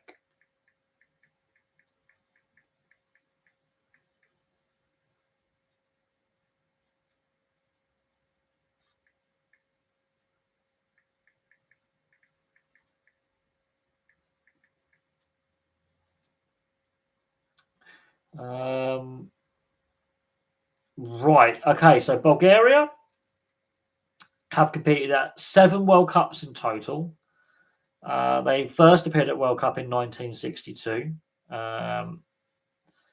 And they last appeared at a World Cup in 1998. They've also appeared in 2 European. I'm just getting the article up now. Load. I've got to charge my phone in a minute as well. Well, that's going to go dead. That'd be really annoying if that died.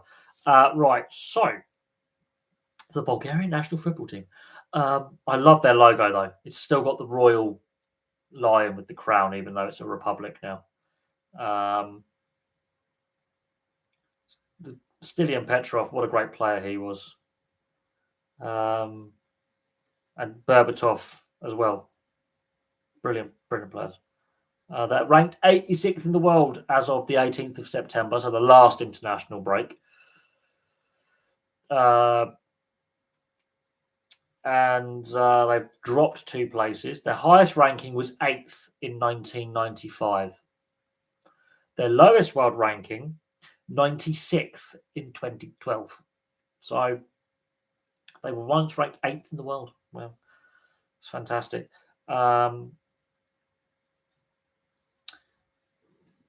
Yes, best. So they've appeared at 2 European Championships, 1996, 2004. They didn't get out the group stages. They've appeared at 7 World Cups. Yeah, they last appeared at the Euros in 2004. That was their last tournament.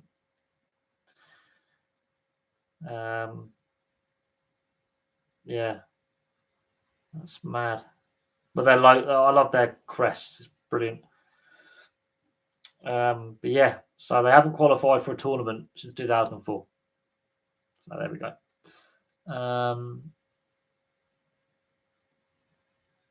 Yeah, Stilian Petrov, great player. Obviously, you know, I didn't he pass away of cancer? Didn't he? Did he pass? I've got. Oh, why did I? Oh, fuck's sake! I know he. Oh God! Oh, what am I doing? I believe he passed. Did he pass away of cancer, or did he beat? I know he got diagnosed with cancer, and that led him to retire from the game early. He's got the most caps, 105.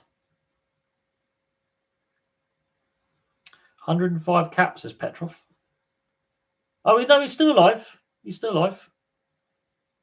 He joined Celtic from CSKA Sofia in 1999.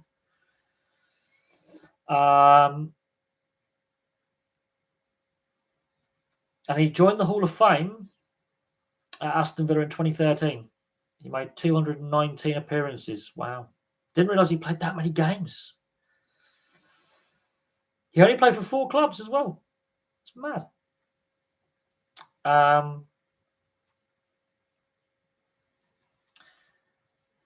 Right. Yeah, he was diagnosed with acute leukemia in 2012, and he underwent treatment, which was successful. I thought he passed away. And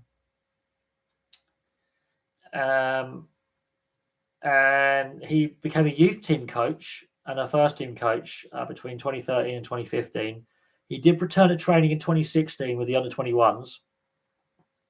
He played some pre-season games, but Roberto Di Matteo did not offer him a contract. It's a bit mad, that. He was a fantastic player, though, absolutely fantastic player. That's mad.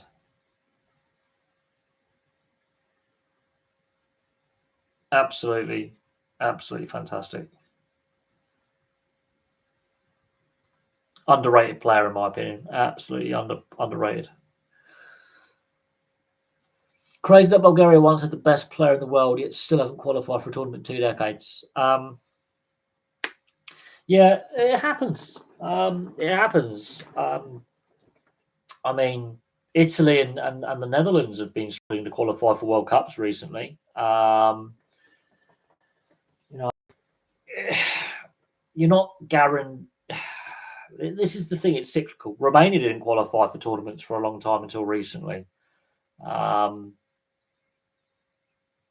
So, yeah, it's mad. But they've appeared at 9 major tournaments, which is nothing to sniff at. That still in itself is a major achievement. Some countries do struggle.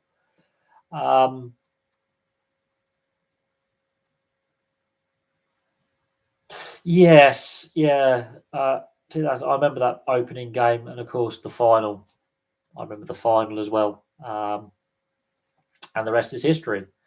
And it took Portugal a further 12 years to win the Euros. There you go.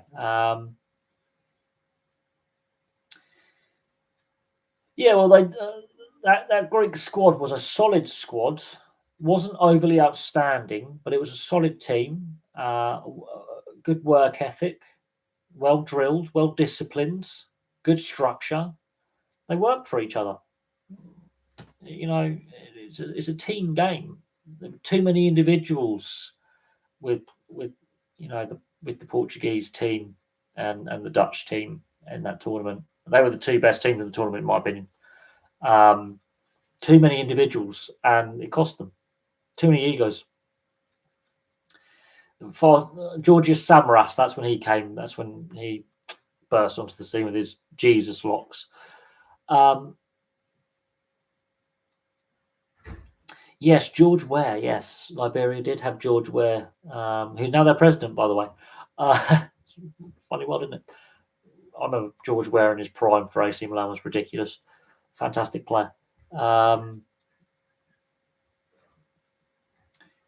That was a fantastic. I remember watching that game. That was a fantastic game. Yes, that was. I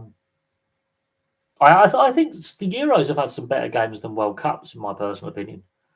Over the years, just personally, I think some Euro matches at the Euros have been better than some of the games at World Cups. But in saying that, we have seen some fantastic matches played, and in the group stages of tournaments. Yeah, look, I mean, people say, I prefer the 16-team format.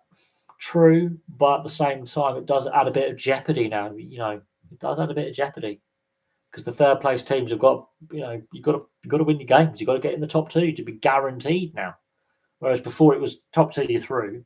But now, if you finish third, you might get through, you might not. So that it adds a bit of extra jeopardy. But the 2014 format was criticised when it was at the World Cup as well. So this is not a new criticism of that format. FIFA tinkered with the format in the World Cup when it was first introduced till when it was discarded. They also tinkered with it, and it stuck around for a long time, and fans never liked it. Yes, a 32-team Euros. I think that does happen for the next Euros. I think we might, once this World Cup is done, they might go, it's a 32-team Euros, and that would be really interesting. Considering the home nations are joint hosting it, I think it might be.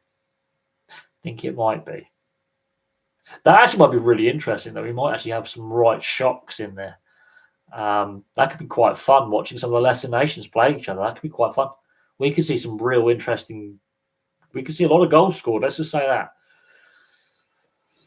Ferris could qualify for the World Cup, let alone the bloody Euros. Let's not kid ourselves. They've had a fantastic qualifying campaign.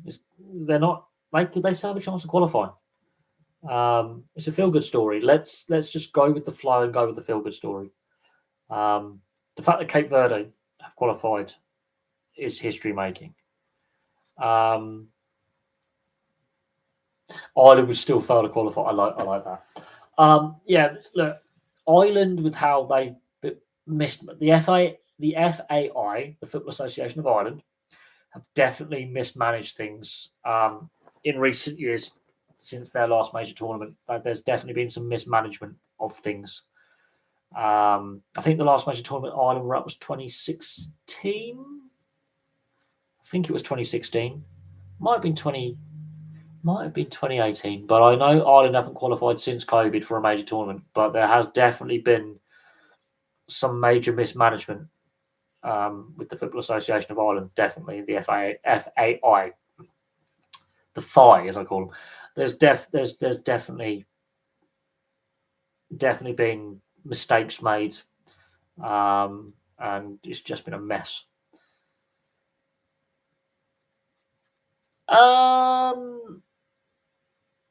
What, only 10 teams? They decided to downsize, and I think that should it be 12? Obviously, the last World Cup, too many teams. We can all agree on that. There's not enough talent and depth. I'm not overly annoyed. I'd rather just see a good World Cup, good quality rugby league, and less blowout scorelines, more tight, competitive, close matches. I think it was 16 at the last World Cup, 14. I'm going to have to look back. I did watch every game at the last Rugby League World Cup though, so I'll have to look back at that and double check. I've got my notes and all my notebooks, so I can always have a look Yeah, Wales were in it and we useless. Wales were just there.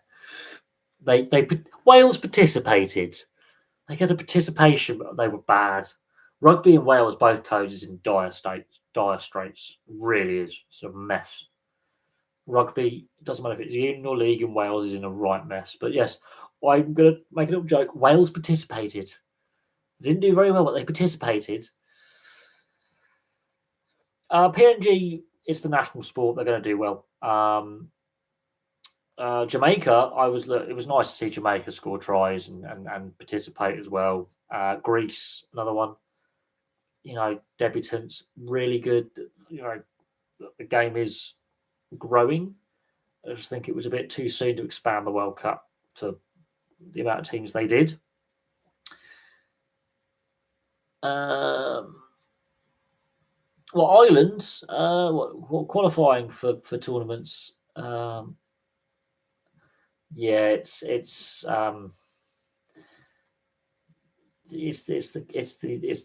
Football Association of Ireland have mismanaged things. Some of the appointments of managers have been head scratchers. Some real poor decisions made, honestly. And all the Welsh players, no, because Tyson Frizzell is an Aussie. He played for Wales. There's a few NRL players who are Australian who have Welsh heritage. But a lot of them have got a parent or grandparent who's from who ended up living in England, marrying an English person, having kids. Kid ends up playing rugby league and they represent Wales. Yeah, a lot of the Welsh players spoke like they were from Lancashire or Yorkshire, and get down pit lad. They did have a bit of a Northern English twang to it, but unfortunately, the game it doesn't matter if it's league or union. Rugby in Wales is a mess, and yes, it is more football focused. And you can argue, yes, the Wrexham effect potentially, but also the fact that Wales have qualified for tournaments and are still not out of qualification yet under Craig Bellamy. If he gets them to qualify for the playoffs, which there is that chance, and look at his record, he's only lost a handful of games. His record with Wales is actually quite good. There is that chance they qualify, and then they're at another major tournament. And looking at the Welsh Rugby Union side, and they've only won one Test match in 2 years. The Welsh Rugby League side, okay, Rugby League there's less internationals, but they're actually relying on second or third generation players whose parents or grandparents are Welsh, but they're not born in Wales and they can represent other countries to form a team. It's problems. There's a lot of problems, just in Welsh sport, but yeah, it's more football focused now in Wales. There's no doubt on that.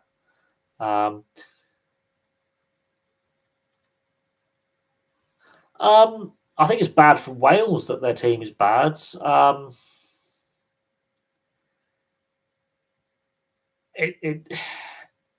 think rugby in general is at a crossroads, and the R360 potential competition. Wales are one of only two Tier 1 and Tier 2 nations not to basically say to their players, if you sign up, you're banned internationally. Wales being a bit brave there, because there's no money in Welsh rugby, and players are going to be tempted. They want to stay. If they want to stay involved in the sport, they're going to be tempted, and there's going to be rebels. It's like when Jonathan Davis and a couple of other Welsh players went over to rugby league in the 80s. They were known as I think it was 3 of them. They were known as the Rebels, and it's because rugby league paid them money. There you go. 2017, the team was basically drunk all the time, weren't they? I think 2021 they showed a bit of fight, but 2017 they were a disgrace on and off the field. They were a disgrace, not just terrible on the field, but off the field. there was I can't remember where they were flying from, but it was in the pool stages, group stages, and Danny Brough and one of his teammates, they were too pissed to get on the plane, and they were part of the leadership group, and they were taken off the aircraft and they couldn't travel. And then the following day, or the whenever it was, the next match they played, they got absolutely hammered. And so, yeah, 2017, that was a disgraceful World Cup from Scotland off the field. They were on the piss. They were basically they were unprofessional. They were on the piss and they were an embarrassment. Didn't help that on the field. I think they lost every game. They got battered. And 2021, I mean, admittedly, it was played in 2022, so it's 3 years ago. I can't believe that World Cup was 3 years ago. That's mad. Where's the time gone? It was 3 years ago, that World Cup. That's mad. That was 3 years ago, the Rugby League World Cup. 2 years ago for the Rugby Union World Cup. Where's the time gone? Well,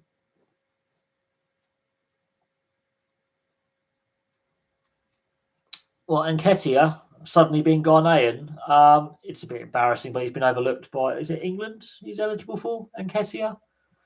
It's because he's been overlooked by another nation who's eligible for, and so he decides to switch allegiance. That's why they're getting overlooked. This is where Wilfred Zaha was lost to England. It's because they get overlooked, and the eligibility with the eligibility rules as they currently are, they're open to abuse. But there's a player who's playing for Cape Verde, who I can't remember where he's from, and he put up on LinkedIn that he's got a Cape Verdean grandparent or parent. And the chief of the FA phones him, gets hold of him, and goes, "Do you want to represent? You're playing professional? Because yeah, do you want to play for us?"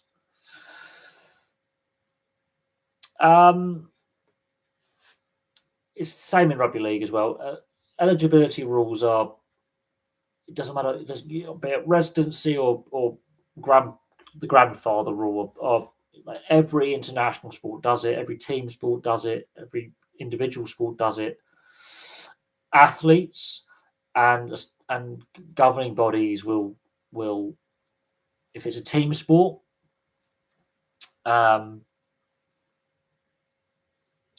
if it's a team sport, they will find a way. If I forget who it is, there's a player in the Cape Verde team who's either got a parent or a grandparent who's from Cape Verde, and they had a LinkedIn profile. They were playing professionally. They are playing professional football, but they basically got a call up and was like, "Do you want to play for us? We need a player." And yeah, I mean Hargreaves, he's both his parents are Canadian, but they had British parentage, and he was born in Germany, and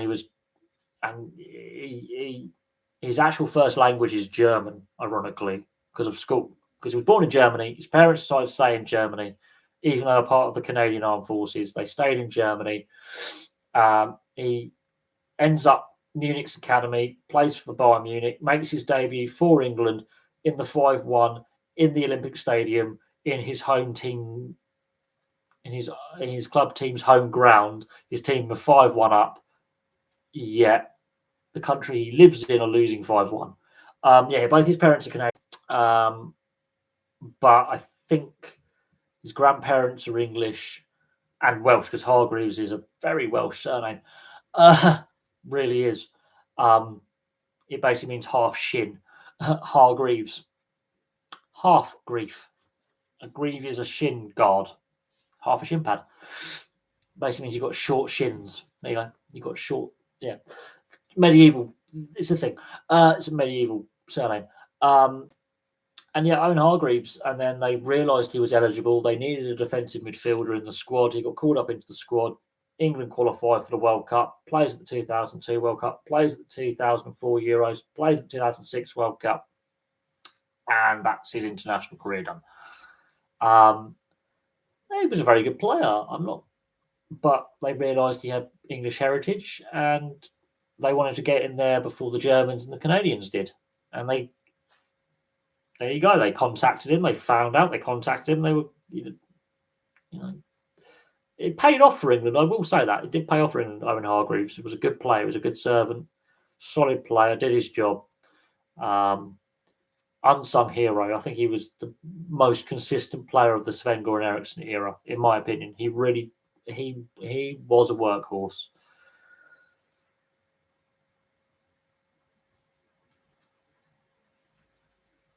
Ronaldo Jr. Huh? Can he really? Oh, I don't. Is that which Ronaldo are we talking about? Is there another Ronaldo here that can? I don't know. Qualifying was interesting back then. Beckham last minute. That was against Greece at Old Trafford. That's when Wembley was being rebuilt. Yes, because the last game at Wembley we lost 1-0 to Germany. His son. Oh God. Oh Christ. Oh dear. Oh well. This is where it turns out he doesn't want to play football when he doesn't like his dad in the end and wants to drink and he wants to drink the bubblegum version of Iron Brew made by Bar. Bubblegum flavour, best flavour. Brilliant. I love this flavour. It's lovely. Um, yeah, I do remember that free. I remember watching the game actually on my portable TV with my aerial.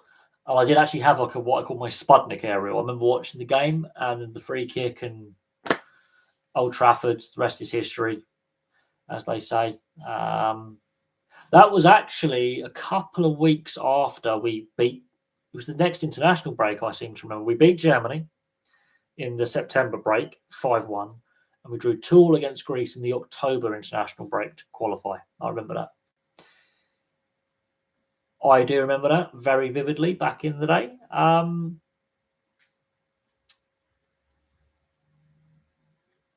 How can he represent Cape Verde, USA, Mexico, Spain? What the bloody hell? Cape Verde is now an independent country, but it was a Portuguese colony, yes. That is mad. I'm sure he picked Portugal. This is where he ended up for. I would say pick Cape Verde actually, just for the lols.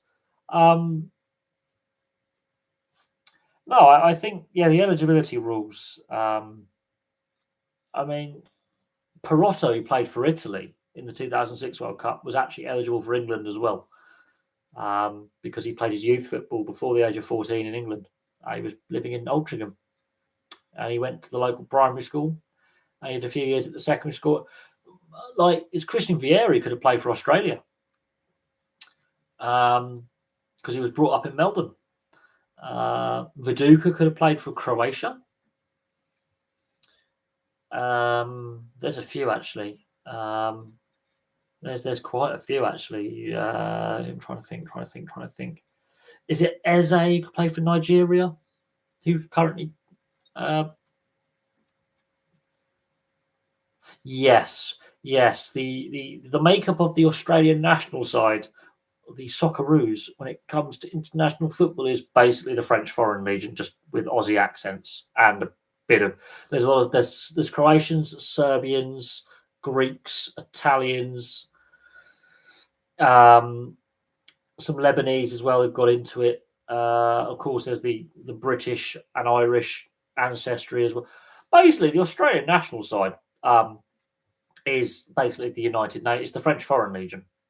It's the Australian national side, the equivalent to the French Foreign Legion in the 1930s.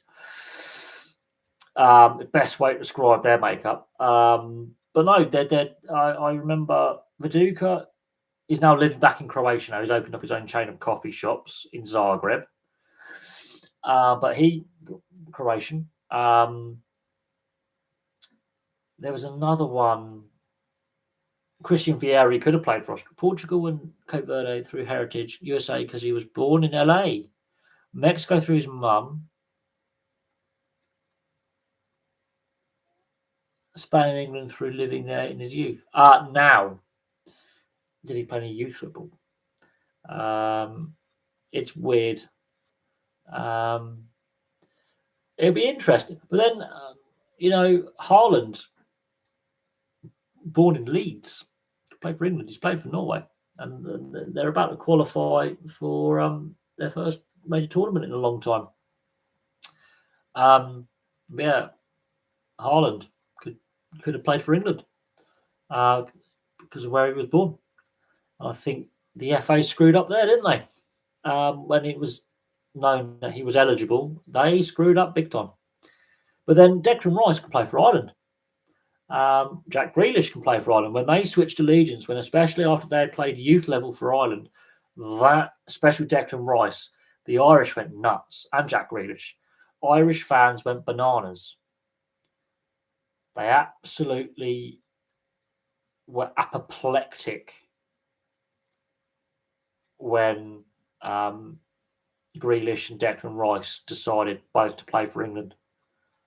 But Kilban, remember Kevin Kilban? He could have played for England, but he ended up born in Preston, played for Ireland.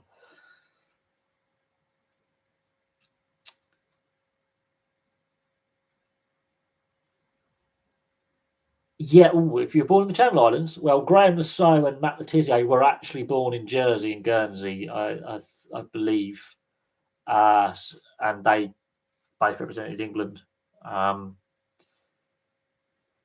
It's difficult. Look, I think the eligibility rules are being manipulated because Diego Costa's played for both Spain and Brazil.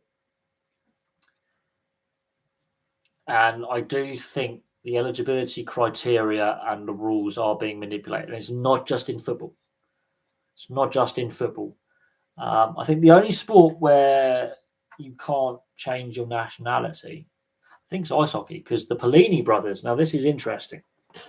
Both Pellini brothers were born in Guildford.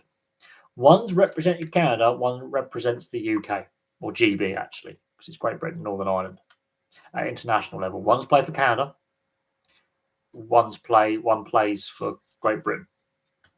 They were both born in Guildford, which is only down the road from me, because their dad played for the Guildford Flames. And I find it interesting that one brother plays for Great Britain, and the other brother has played for Canada. I believe both might have retired now. I think one might still be playing, but they one chose country of birth, one chose country of dad's birth. Yet neither brother is allowed to swap allegiance. If that makes sense, they've made their bed. One's play for one, one's play for the other, and that's AAHF rules. Can't you dual national? You can't. It's simple. Yeah, Owen Morgan cricket. Yeah, we know about that, and I think that hurt Ireland on the international stage for a while. That one of their best players was playing for England. Di Stefano, though, Argentina and Spain. Di Stefano is the real. Pushkash is just because he was living because of communism. Obviously, went over to Frankist Spain, and sort of you could class Pushkash as a bit of a defector in that way. But Di Stefano is the big one. He played for both Spain and Argentina. Ross Taylor currently playing for the Samoa in T20. Yeah, but he hasn't played international cricket for New Zealand for a very, very long time. He's long time Test and T20 and one day retired for that. So, and Samoa are an affiliate ICC nation. I'm sure there's a few Canadian-born players in the British hockey team. At the moment, no, actually. Ironically, the numbers are a lot less than what they used to be. But there's a couple, but right now, nowhere near the levels that it was 20 years ago, even 10 years ago. It's a lot less now. Trust me. The amount of hockey I've watched, it's a lot less now than what it was. A lot less.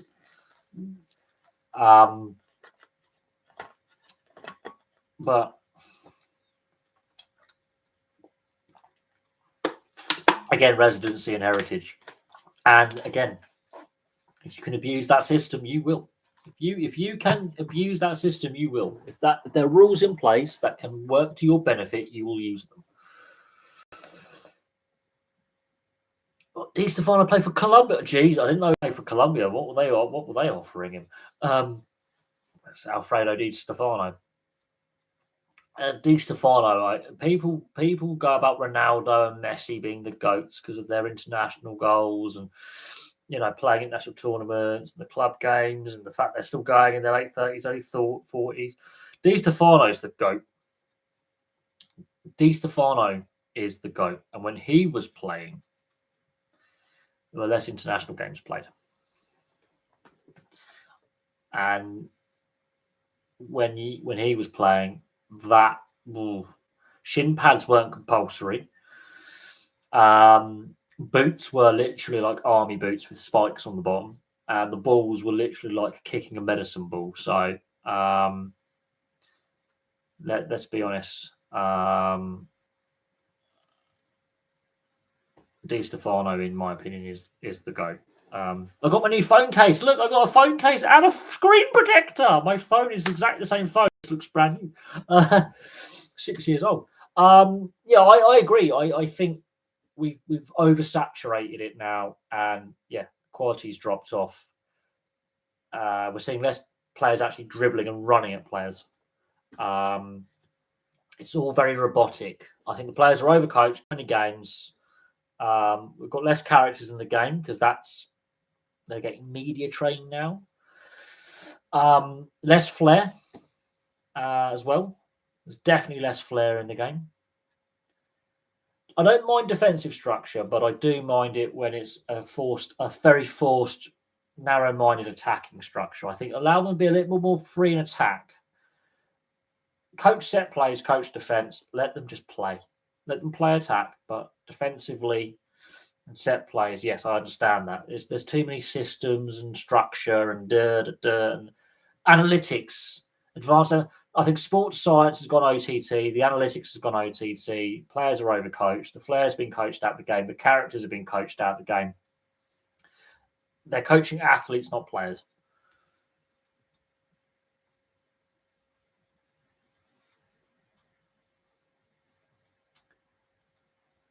Yeah, I think the kits are now very bland and generic and not necessarily keeping in the traditional, let's say, white shorts and a certain type of striping of the shirt. Yeah, absolutely. I do think we're getting more generic with kits. The players are becoming more generic. And definitely the game has definitely lost something. I think they're playing too many games. They've oversaturated it. And it's not as good quality. I always say this: Ronaldo and Messi would not have won the Ballon d'Ors they've won if they were playing 20 years earlier. They were playing 20 years earlier. They're not the two best players in the world.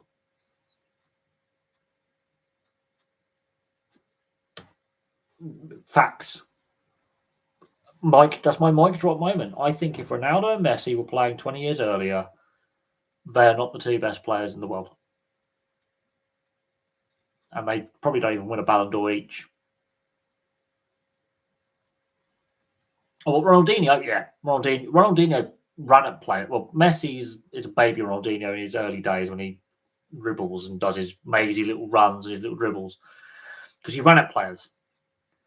And he moved his feet quickly and he ran at players and defenders. That forces defenders on the back foot. And when defenders are on the back foot, they're not in control of the situation. If the defender's on the front foot and controlling things, they're in control of the situation. If they're on the back foot and retreating, they've got no control. The structure disappears, space appears, mistakes happen, fun, enjoyment, action.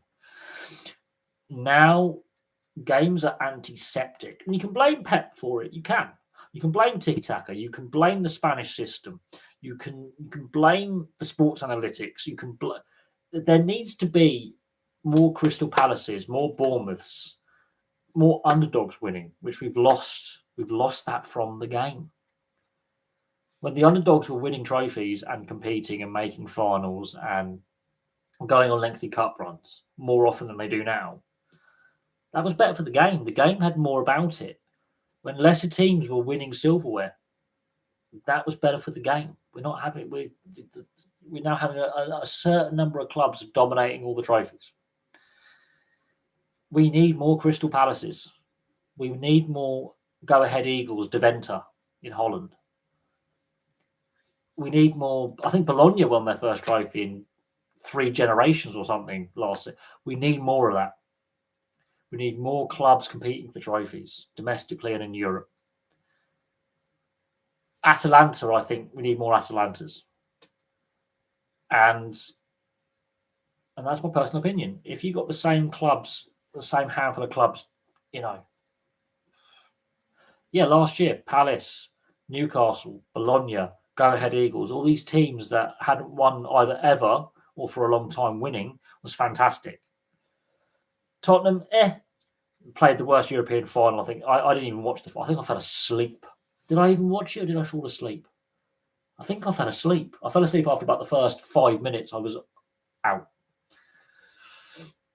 And then Tottenham sack the manager who gets them their first silverware for nearly 2 decades. They sack him. You couldn't make that up. And then Daniel Levy's now stood down as chairman because he's Levy'd himself.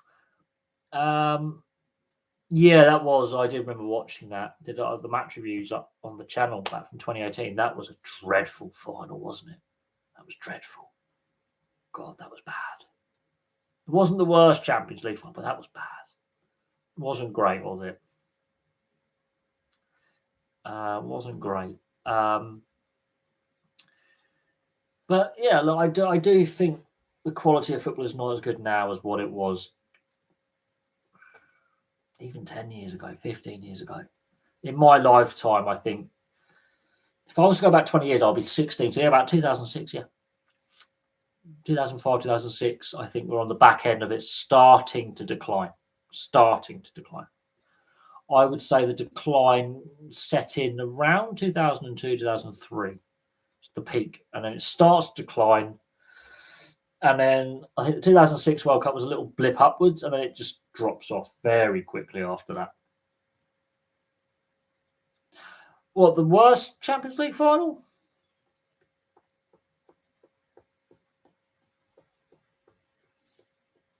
No, I think Man United Chelsea weren't great either because that went to a penalty shootout. I remember watching that one. Well, there was a lot of action in that one, but very sloppy play by Man United and Chelsea in 2008. Very sloppy play. That could have been done in 90 minutes. There was a lot of sloppy play in that game. I don't know, if I'm honest. I don't know if I'm honest. If I'm being brutally honest, I don't know. I mean, Man United Tottenham was the worst Europa League final, which is always going to be the UEFA Cup to me in my mind. Always will be. But yeah, I don't know. I still think the Cup Winners' Cup was a mistake axing that. I do believe that strongly. And I also believe axing the Confederations Cup was a mistake. They're the two biggest mistakes the footballing governing bodies have made, is getting rid of the Cup Winners' Cup and getting rid of the Confederations Cup.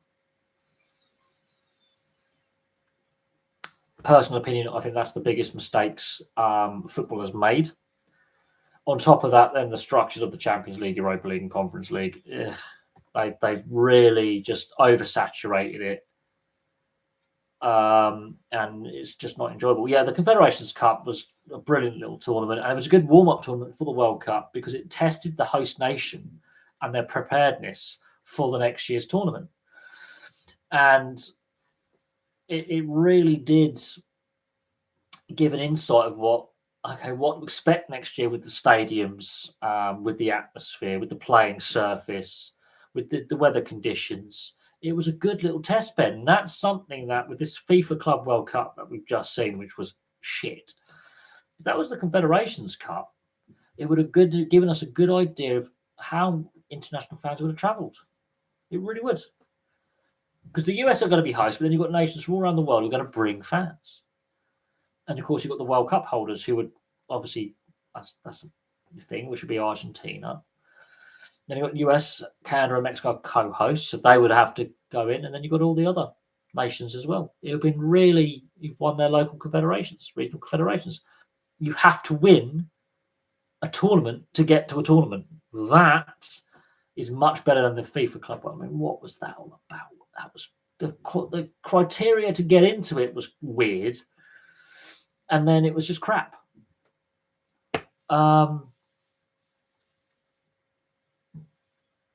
Well, there's a big Latin American community in the US anyway. So, how many of them actually traveled from South America to the US, or how many were already there? And again, last year at the uh, Copa America, the South American fans, not only were they the only good thing about the tournament, they ended up fighting in the final in the stands, and there was people were leaving because it was getting a bit violent and punchy in the stands between. I think it was Colombia and the US played the final the last year in the Copa America. Got a little bit nasty. There was a bit of needle in the stands between the rival fans there, and it was a shit tournament. And they again, that was 2 years before a World Cup, and they were like, "This isn't looking good. We might have a poor World Cup." And I do think with the prices they're going to be charging for tickets and the weather conditions, I think next year is going to be an absolute disaster. I'm really worried about next year's World Cup. Well, I'm going to watch as much as I can, but I'm not. I haven't got high hopes for next year's World Cup. I really don't.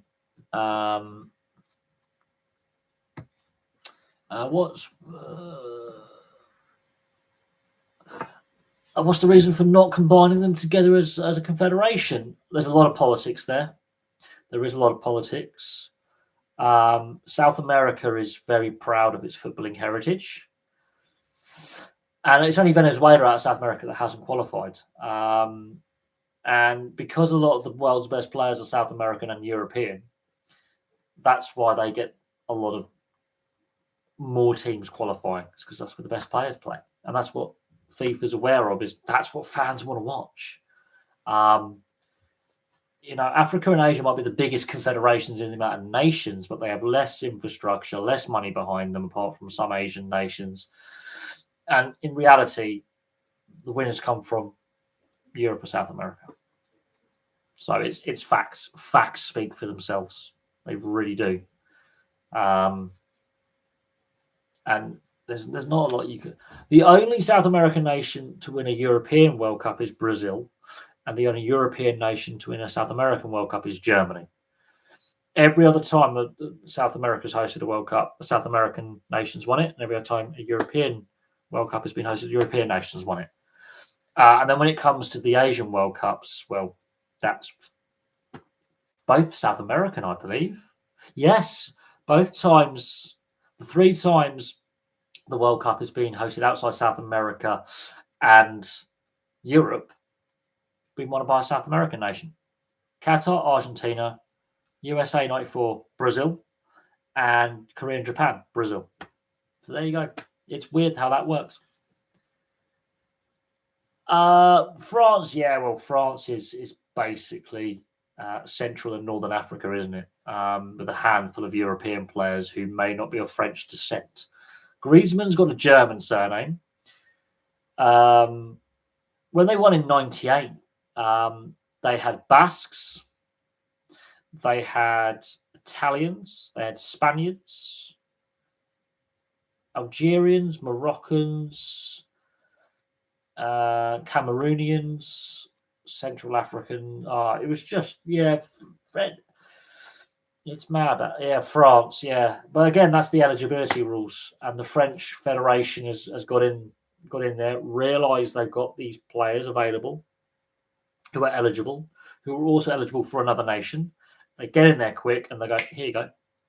But if Morocco continues to be as good as they've been recently, and of course, Morocco are going to be co-hosting the 2030 World Cup, aren't they?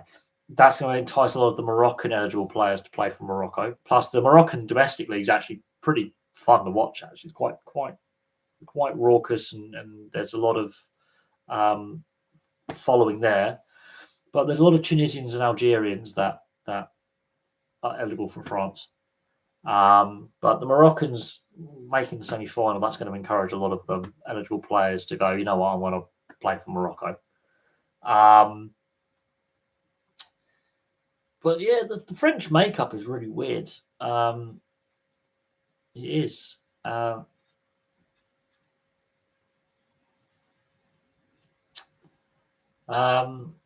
Zidane's son feels Algerian. It's like Infantino with that speech he gave at the World Cup in Qatar. Like, today I feel disabled.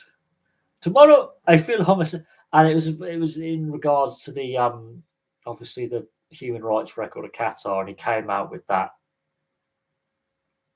ridiculous speech. Yeah, Infantino is making Sepp Blatter look like an absolutely stand up citizen, really, isn't he? Infantino is worse than Blatter in regards to the corruption. There is no way that FIFA has cleaned up its act at all. It's got worse. It's got worse, and they're almost like in your face, giving two fingers to any sane person out there, going, "We're corrupt and we don't care." 2015 didn't happen. If it did happen, we got rid of the old guy. I'm in charge now, and I'm more corrupt than the old guy. I think Blatter also took a World Cup to Asia, to the right Asian nations, in regards to the right kind of latitude where the weather wasn't going to overly impact. And Japan and Korea, I think, was a good World Cup, but there was corruption there with some dodgy refereeing, especially with South Korea versus Italy, looking a bit suspicious. That World Cup, yes, everyone remembers that game. And Italy being aggrieved, considering that a few years later they had the Calciopoli scandal, and FIFA admitted, the betting gives it away. The actual kind of betting track with where the money was coming from. I think the referee actually involved was actually done for being a crook. I think it was the referee from Paraguay, if I remember. I think it was was he Paraguayan? I think he was. But there was that the Italian players could not quite believe how bad the referee was, but it turned out the referee was a bit of a crook. And I think even FIFA can't deny that game was fixed. They would have a hard time convincing me that game was fair. But then what is ironic, within a couple of years, Italy's embroiled in a football corruption scandal. And it's just, Muzzy Izzet played for Turkey in that World Cup. There you go. There's a blast from the past. And I've done a video on Muzzy Izzet's career. Rivaldo, but he then later admitted, he did simulate, and it was quite embarrassing. Because imagine Turkey-Germany in the final. Ooh, that would have been interesting in the bar, in the shisha bars and the kebab shops in Dortmund and Munich. I have no doubt. I think that was the World Cup where Turkey were robbed. Yes, but that's the World Cup where Germany made the final, following their disappointing Euro 2000, and this is where the rebirth of German football takes us to 2014. Long process, but it starts Germany's disappointing Euro 2000, and then 2002 onwards is the rebirth of German football and the restructuring and the reset, and the rest is history. Hakan Şükür, he was a good player. It didn't quite work for him at Euro. No, was it Euro 2004? No, Euro 2000 is when Turkey come on the scene again, and it didn't quite work for him after that. His career, he had that purple patch, and it just sort of faded away. It's hypothetical. What could have been the hindsight could have been, and Rivaldo's play acting, which obviously, got the player sent off, which was embarrassing. It was embarrassing, and the fact the referee even saw that it bounced off his knee, booking only, but that was a bit embarrassing. Istanbul, very historical city. It's gone through several names, Byzantium and Constantinople. So, amongst others that it has carried throughout its, I think it's got pushing, is it 3,500 year history? Something like that. It's ridiculous. It's one of the oldest cities on Earth, constantly inhabited. Ridiculous city. over two continents. The European side is tradition, is true Istanbul, is true historical Constantinople and Byzantium, and Istanbul was the main bit, and then the Asian side's the newer bit. Um,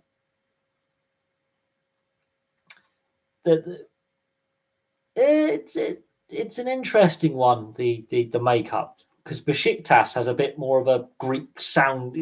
Yeah, it's Fenerbahce, Galatasaray, Besiktas.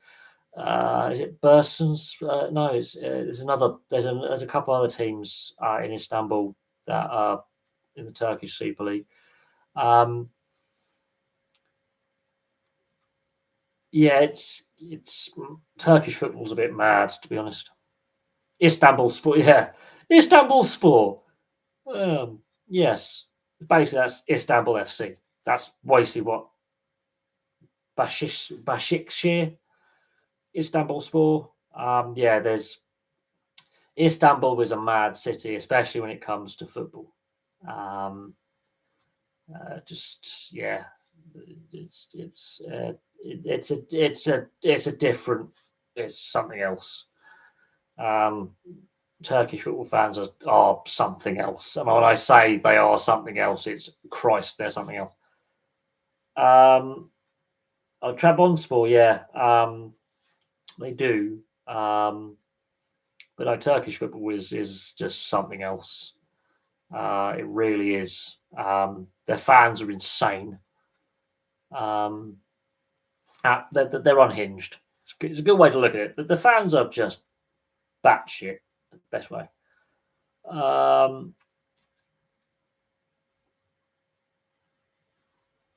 One side of Turkey to another is mad. Turkey's a big country. It is actually quite a sizable country, and east to west, you can definitely. The further west, the more west you go, the wealthier it is. The further east you go, the more poverty, and also there's a big Kurdish population. There's, even though there's technically a ceasefire right now, and the PPK aren't blowing up people and shooting people, and there's no armed, basically insurgency. That lasted about a good 30, 40 years. That it makes our troubles look like, child's play. It got very, the insurgency with the PPK was quite nasty. It went on for a long time. It's only recently that it's sort of stopped, but it doesn't mean it won't start up again at some point. It is definitely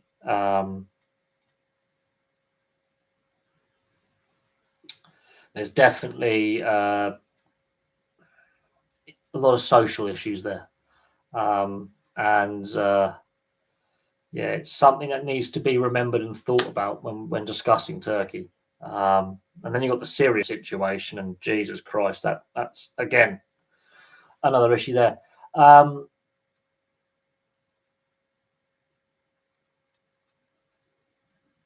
Persepolis and Estegahal. Persepolis is obviously the ancient Persian capital, Persepolis. But you didn't know that, did you? And there's a lot of, again, there's a Istanbul and yeah, well, it was actually called Persia until 1979, and then there was a little bit of a political change in what is now the Islamic Republic of Iran. It was the empire, the kingdom of, was it the Shah? Yeah, the Shah of Iran, which was basically called Persia.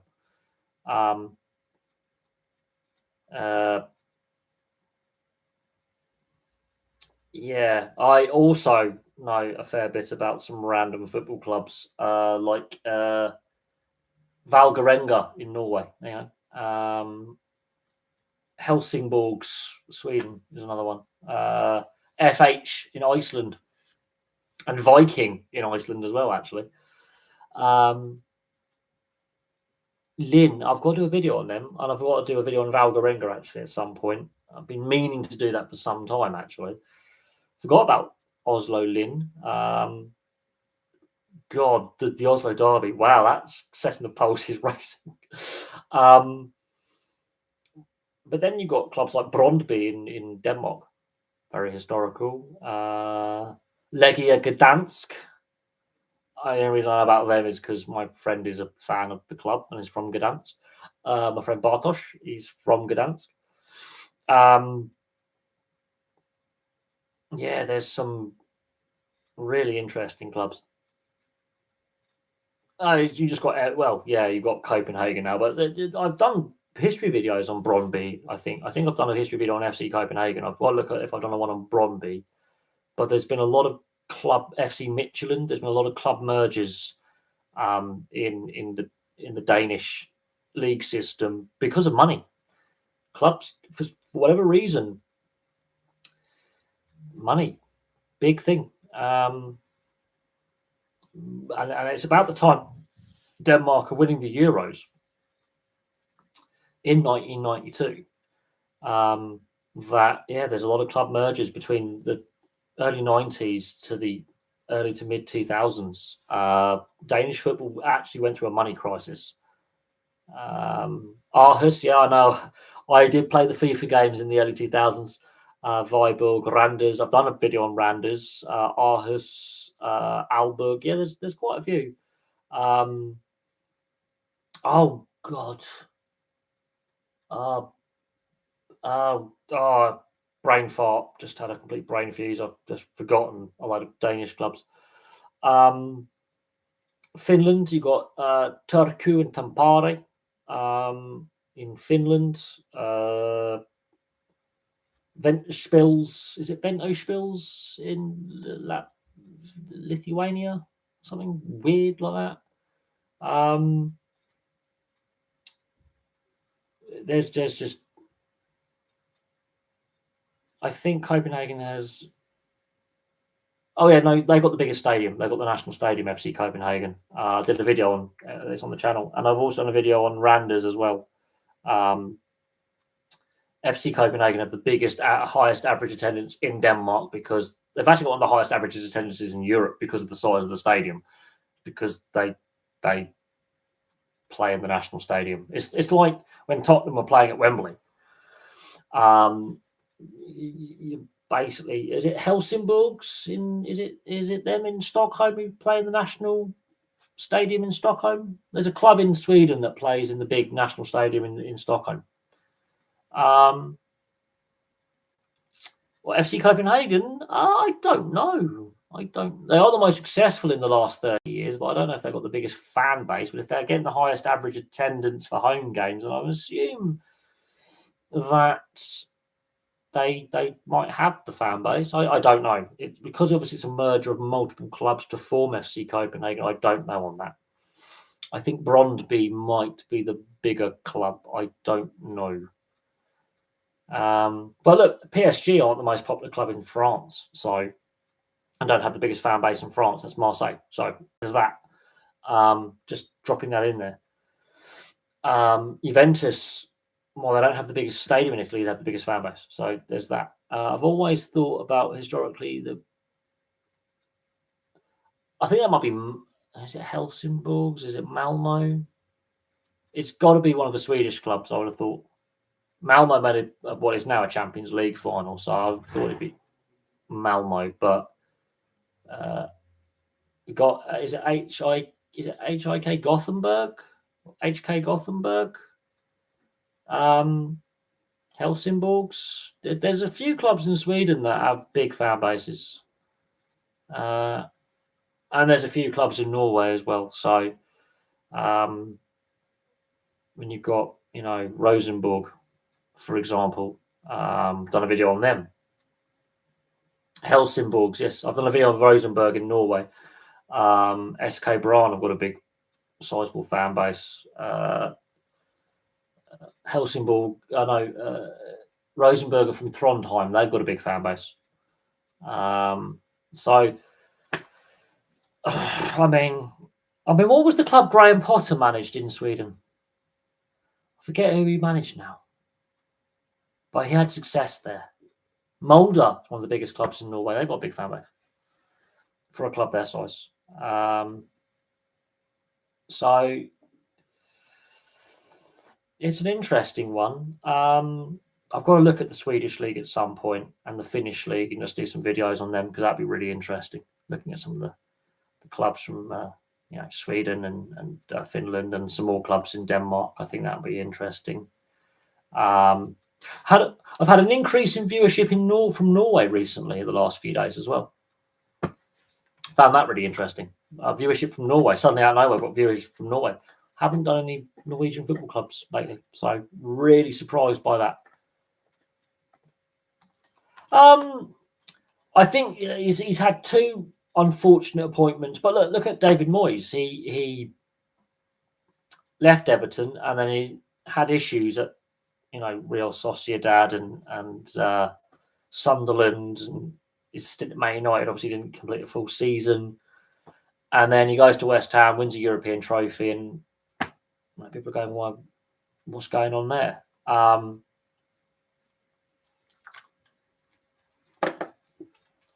But yeah, I do think Graham Potter has had a tough time with it. I think his confidence has been shaken a bit. And I think he's the modern day David Moyes a little bit. I think he did well at Sweden, won some silverware, goes to Brighton with a lot of hype and backed that hype up with how the team were playing. But his last season at Brighton, the last few months, it actually starts to drop off. And I think it's because the association with Chelsea and with other clubs where he's being headhunted and the potential of potentially getting the England job. And I think it's just dropped off for him. And I think he's had two bad appointments where it hasn't worked. And he's out of work. And now Sweden are looking at him potentially as a replacement for John Dahl Tomasson for the national side. That might suit him. He knows the Swedish game and he speaks Swedish. So that might suit him.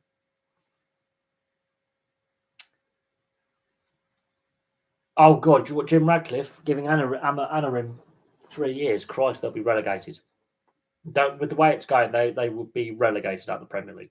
With that win percentage, that's relegated. How they survived last season with relegation form is beyond me. And in 8 separate seasons in Premier League history, United's points total at the end of last season was relegation. So, 8 seasons teams have been relegated with more points than what United got last year. They would have got relegated. Nottingham Forest, the owner there, Mariakis, is his own worst enemy. Big Ange is taking on a toxic job. They shouldn't have sacked Nuno, but that's the owner being a knob because the owner isn't. That is the same owner who pulled a gun during a Greek league. Or was it him or was it the other one? But there's allegations about the owner being a bit of a drug smuggler. So, yeah. And they're not going away. There's an active investigation into that. So that isn't libelous or slanderous for me to say that because it's fact, because there's an ongoing investigation. But I think it all started going on with Forest when they whinged about Crystal Palace and the ownership there when they should just have been happy with the European competition they qualified for because it's gone a bit wrong, hasn't it? But I do think Postecoglou's made a massive mistake taking that job. Massive mistake. I felt sorry for him getting sacked by Spurs. I do. But I think Amorim, if it keeps up at Man United, how he's going to get Jim Radcliffe's just not got a clue, has he? Well, Thomas Frank's doing all right. He's got a better record so far at win percentage. He's got off to a good winning start. It's whether he can maintain that.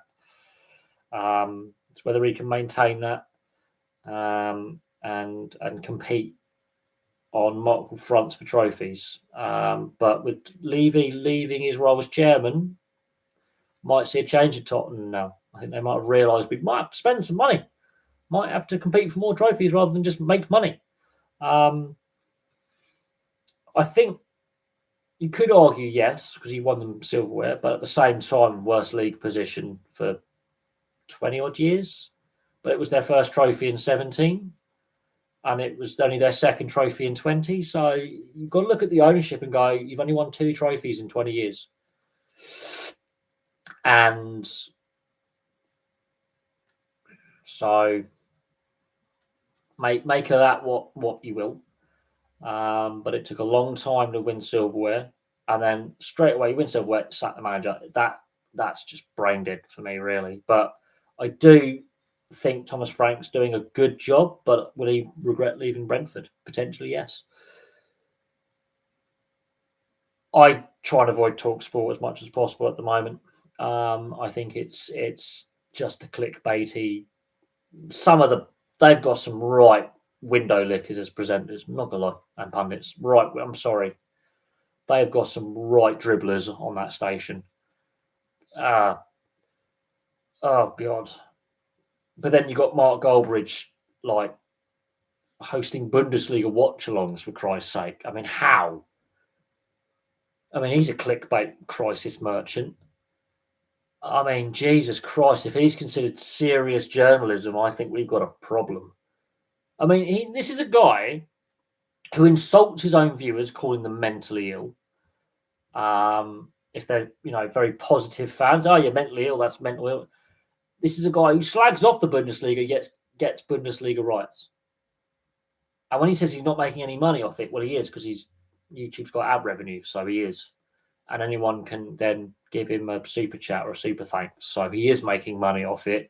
Well, let's not kid ourselves. He may not be making money directly off the Bundesliga, but he's making money off it. And if he's considered serious sports journalism, we are fucked. Can't stand the man. It's not even his real name. He has to use an assumed name because he was a police officer when he first. That says it all, really. I mean, he's meant to be a fraud officer in the police, and he's doing that on the sort of Jesus Christ. Let's hope his taxes are all up to date with his taxes and all that. Banter's the other home, even though it's no surprise they're not as good as England was.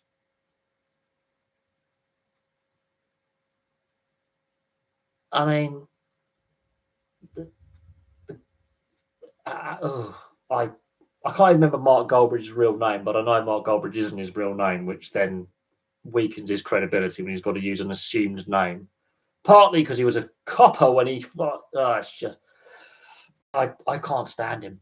Fair play to him for making the money he has and has the following he has, but people who follow him must be pretty brain dead as well. And he's just a clickbait merchant. He's a crisis merchant.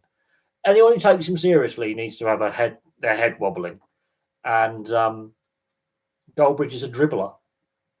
Absolute dribbler. I mean, he's only famous because he's a crisis merchant. He comes across as a knobhead. He comes across as that. He just absolute dickhead. But he was a copper, and most coppers are dickheads, and that's my personal opinion on the police force, because I don't like the police. I think if you become a copper, you're a dickhead, right? You've already got that personality where you're either A, the kid who got bullied at school, feel sorry for you, or B, you're the bully at school who's now got power to be a bully with a badge. So you want two things. You're either a narcissist and a knob, which most coppers are, or you were that poor kid who was bullied at school that's got to take vengeance as a superhero. And I'm a copper, I'm doing good, and you're a do-gooder. So you're a knob. There is no in between. I've never met a decent copper in my life, and I'm related to one. And well, she's half decent, I suppose. But then I've got two mates who were coppers, and they did it for the right reasons. But even then, I think one of them has actually left the police force, and the other one I haven't spoken to for a while. And to be fair, he's not everyone's cup of tea. If you are a police officer, you are just scum. There you go. That's my view. I've met coppers outside of work when I was playing at local rugby club, and every copper who was a rugby player weren't nice people. They really weren't. They're meant to be pillars of community. I tell you now, some of the stuff they say off the job and some of their behaviour when they're not in uniform makes you wonder who actually we are hiring as police officers. Mark Goldbridge spent most of his time bantering on YouTube rather than actually doing police work as a fraud officer. Tells you all you need to know. Oh, God, look, my mate got his motorcycle stolen. We were given the police didn't even show up. We got a crime reference number, and let's just say the bike was found not by the police, but we didn't say we found it because it was an insurance write-off. They, but no, I can't. I look at Talksport. I look at some of the absolute some of the ex-players. I mean, Jamie O'Hara is painful. Agbonlahor, God, Darren Bent, Jesus, oh my God. But then you got like Ali McCoist, and then you got there is an ex-player with a brain. Wow, Jesus Christ, we haven't. But Talksport, it's Talksport. Yeah, it's too football centric. It really is. It's going to be talk sport, not talk football. Just talk football then. Simon Jordan, when he talked about club ownership, he's a failed club owner who destroyed Crystal Palace, did his best, failed at, was it Phones for You that he set up? That failed as a company. And then you got him as a failed football owner, basically trying to say and take the moral high ground when you've got failed football owners who fail all the time and bad. It's just painful. I can't. Oh, it's just painful. Yeah, I've stopped listening. As you can tell, I've stopped listening to Talksport. It's dribble. It's just dribble. Simon Jordan's a knobhead. But if you're a millionaire, most millionaires who are self-made, there's a certain type of personality. And Simon Jordan, I don't like him. Personal opinion. I've met him, but he comes across as just don't like him. Yeah, I. To be fair, there's quite. I can't. I think Talksport is just yeah.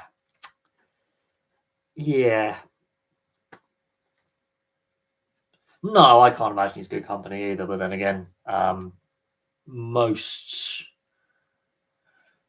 the media, most in the media. I've got friends who work in the media. A good friend of mine, Nick, works in the media. He used to be a radio presenter, and he still does media work. And yeah, I'm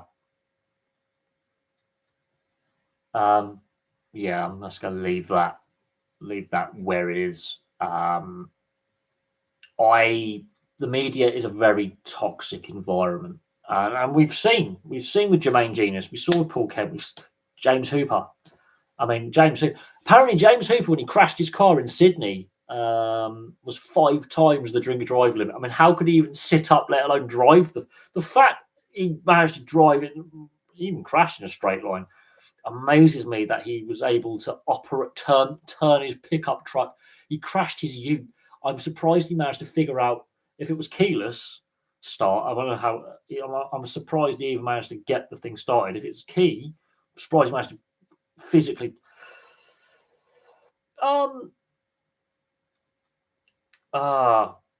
You think the football YouTube community is saturated? As a sports YouTuber, I'm glad I cover more than just football. I think the same could be said about rugby league in certain aspects. I wouldn't say so much on ice hockey, though. There's a few channels on ice hockey, especially the NHL. But I would argue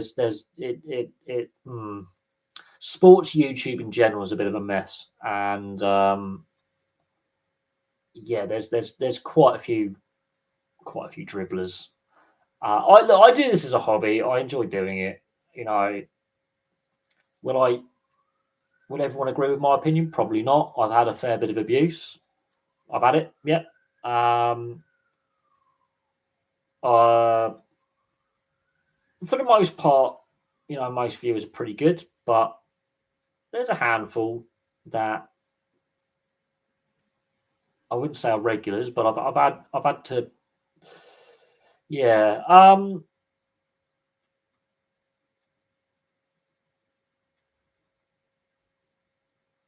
Are there loads? There's a fair few. a lot of them is just regurgitation of what the mainstream media covers. Um, in regards to, are there more rugby league than rugby union channels? I I don't follow rugby union as much as I used to, if I'm being honest, and I'm being fair that I just don't follow it as much as I used to. There's 2 Cents Rugby's quite good. He's from New Zealand. He's quite good. Um, I've no Pom Oz. He's an AFL channel. He's a British bloke who lives in Melbourne. I will be appearing on his channel at some point. We're gonna have a little bit of like a, I wouldn't say necessarily an interview, but a bit of a sports chat. And we're trying to figure out at the moment the best time to uh, to do that. It's going to be in the coming months, probably after Christmas. I would have thought in about January. I think maybe in December.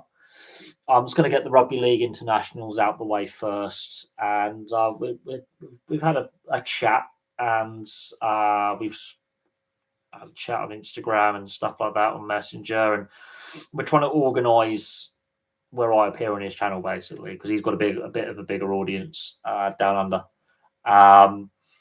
and just have a bit of a chat and bit of an interview kind of thing, bit of a collaboration. It'd be kind of fun actually. I've never actually been interviewed by another YouTuber. That'd be kind of fun. It would be fun. But again, it's the time zone difference, and it's trying to find a day or a time that works. So it's going to have to be on a weekend, and it would have to be, I would say, a Saturday morning for me. If it's in December, it'd have to be before Christmas. If it's in January, it'd have to be well after Christmas for a Saturday morning, potentially a Sunday morning. And it would have to be a decent time for him in the evening as well because he's in Melbourne. So it's sort of figuring out a good time of day. So I would say about 8, 9 o'clock in the morning, maybe a bit earlier, maybe 6, 7 in the morning. So I'd have to be up nice and early, and he'd have to still be not falling asleep, and we'll just have to sort of get it just right where, and obviously rely on the tech as well because I'm using a Chromebook and I don't know what software he's using, and I just stream it straight off the webcam. I don't know how he does his stream setup and how he works things. So we might have to figure out a Zoom. I think Zoom would have to be how we would do it. Potentially through Instagram. I don't know yet. So we're going to figure that out, and I think we're going to rely on him to stream it. I think so. So we'll see how that all goes and go from there. But it will be fun. Yeah, I don't know how. I don't know if he's going to ask me a load of questions or we're just going to have a bit of a chat. And then see, what his viewers start throwing at me and asking. It'll be interesting. It's going to be interesting. That's one thing for sure. My thoughts on what? My thoughts on Neville and Barton. Oh God. Yeah.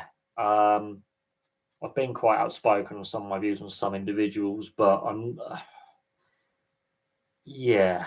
The less said, the better. But the fact that Barton's been in prison should tell you a lot about the character of the man. And the fact that his brother is in prison for life and is never getting out for a horrific racist murder is another thing. And he's just a vile human being, isn't he? Gary Neville, look, Gary Neville's got his political views, fair enough. Same with Gary Lineker. I don't knock them for having their views, but I think Gary Neville's failed to read the room a little bit. He's basically called his club's football fans far right. So he's basically slagged off the club he owns in Salford's fan base far right. And he's probably just a lot of the people who work at his hotels. He's basically thrown under the bus a little bit as well. I understand like Gary Neville and Gary Lineker. Do I dislike those people? Probably. I don't think they're bad individuals. I think Gary Neville's a bit of a bellend, but that's because he's not particularly necessarily the smartest, the freshest cookie in the pack. Barton is a different kettle of fish. Yeah. But unfortunately, a fair number of people have similar views to Barton in regards to women's punditry and women's sport. I'm sorry, and that's scary. Darts is now 128 players playing the World Championship of Darts. Is that too many? An increase from 96 to 101 edition?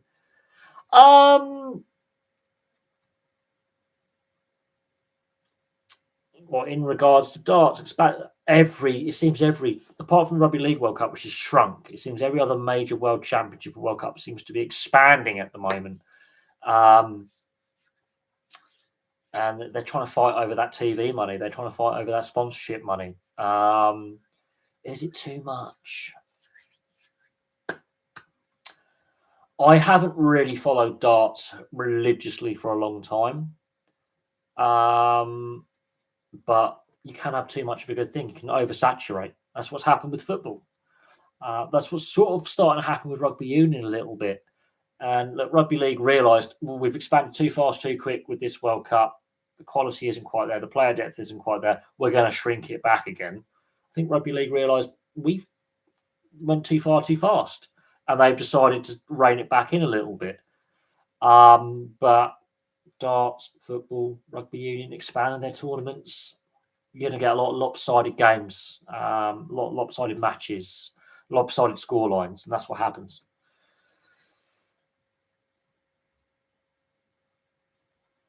Yes, too many, isn't it?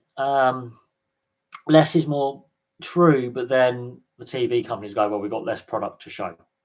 And so they're going to pay less money to have broadcast rights. That's what it comes down to. TV revenue is crucial. Fans attendance is a big thing. Sponsors are a big thing, but then the TV money is the biggest. And the TV companies go, we're now showing more of the product, so we're going to, it's worth more. The rights are worth more because there's more games to show, more matches to show, more players to show off. So that's where the problem lies, is the media side of things. They're not going to pay for less. Because they've expanded it, they're going to try and... is it the PDO, the professional dart? The PDO and the BDA? BDO, wherever it is, or PDO, whatever, I don't know. Professional Darts Association, yeah. PDC, that's it. They're going to say, right, when they put the up for tender for the TV rights, both nationally here and internationally, it's going to be worth more. So when it comes to the TV rights negotiations, because there's more games, more players, and more matches being played. Game of darts, match darts. And therefore, yeah, there's more players, more matches. It's going to be worth more money to them. So they make more money. Now, how that prize fund is distributed to the players and how the revenue, reason why. Right, now I've just had a little message saying that my internet's sort of dipping in and out. And to save us lagging and struggling, at what point in any sport do they say we can't increase this anymore? There has to be. There is a cut-off point at which point the broadcasters go, we just don't have the funds.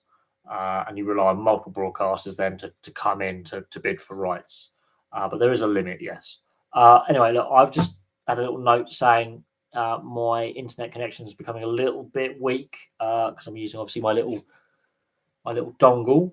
And it's that time of evening where a lot of people are probably on the internet, so the bandwidth goes a bit funny on my mobile internet. So I'm going to call that a stream. Thank you very much for all the questions. I know we talked about a lot of stuff, a lot of interesting stuff, but I appreciate everything, and it was fun. So might be another live stream tomorrow. I don't know yet. We'll see what happens in the world of sport in the next 24 hours, but I might just have a little day off like I did yesterday. I might just have because I've got a day off work, so I can rest up a little bit, get a bit of extra sleep, catch up with a few things. But for me, for now, thank you very much for watching, and I will have more content for you all very, very, very soon. Bye for now.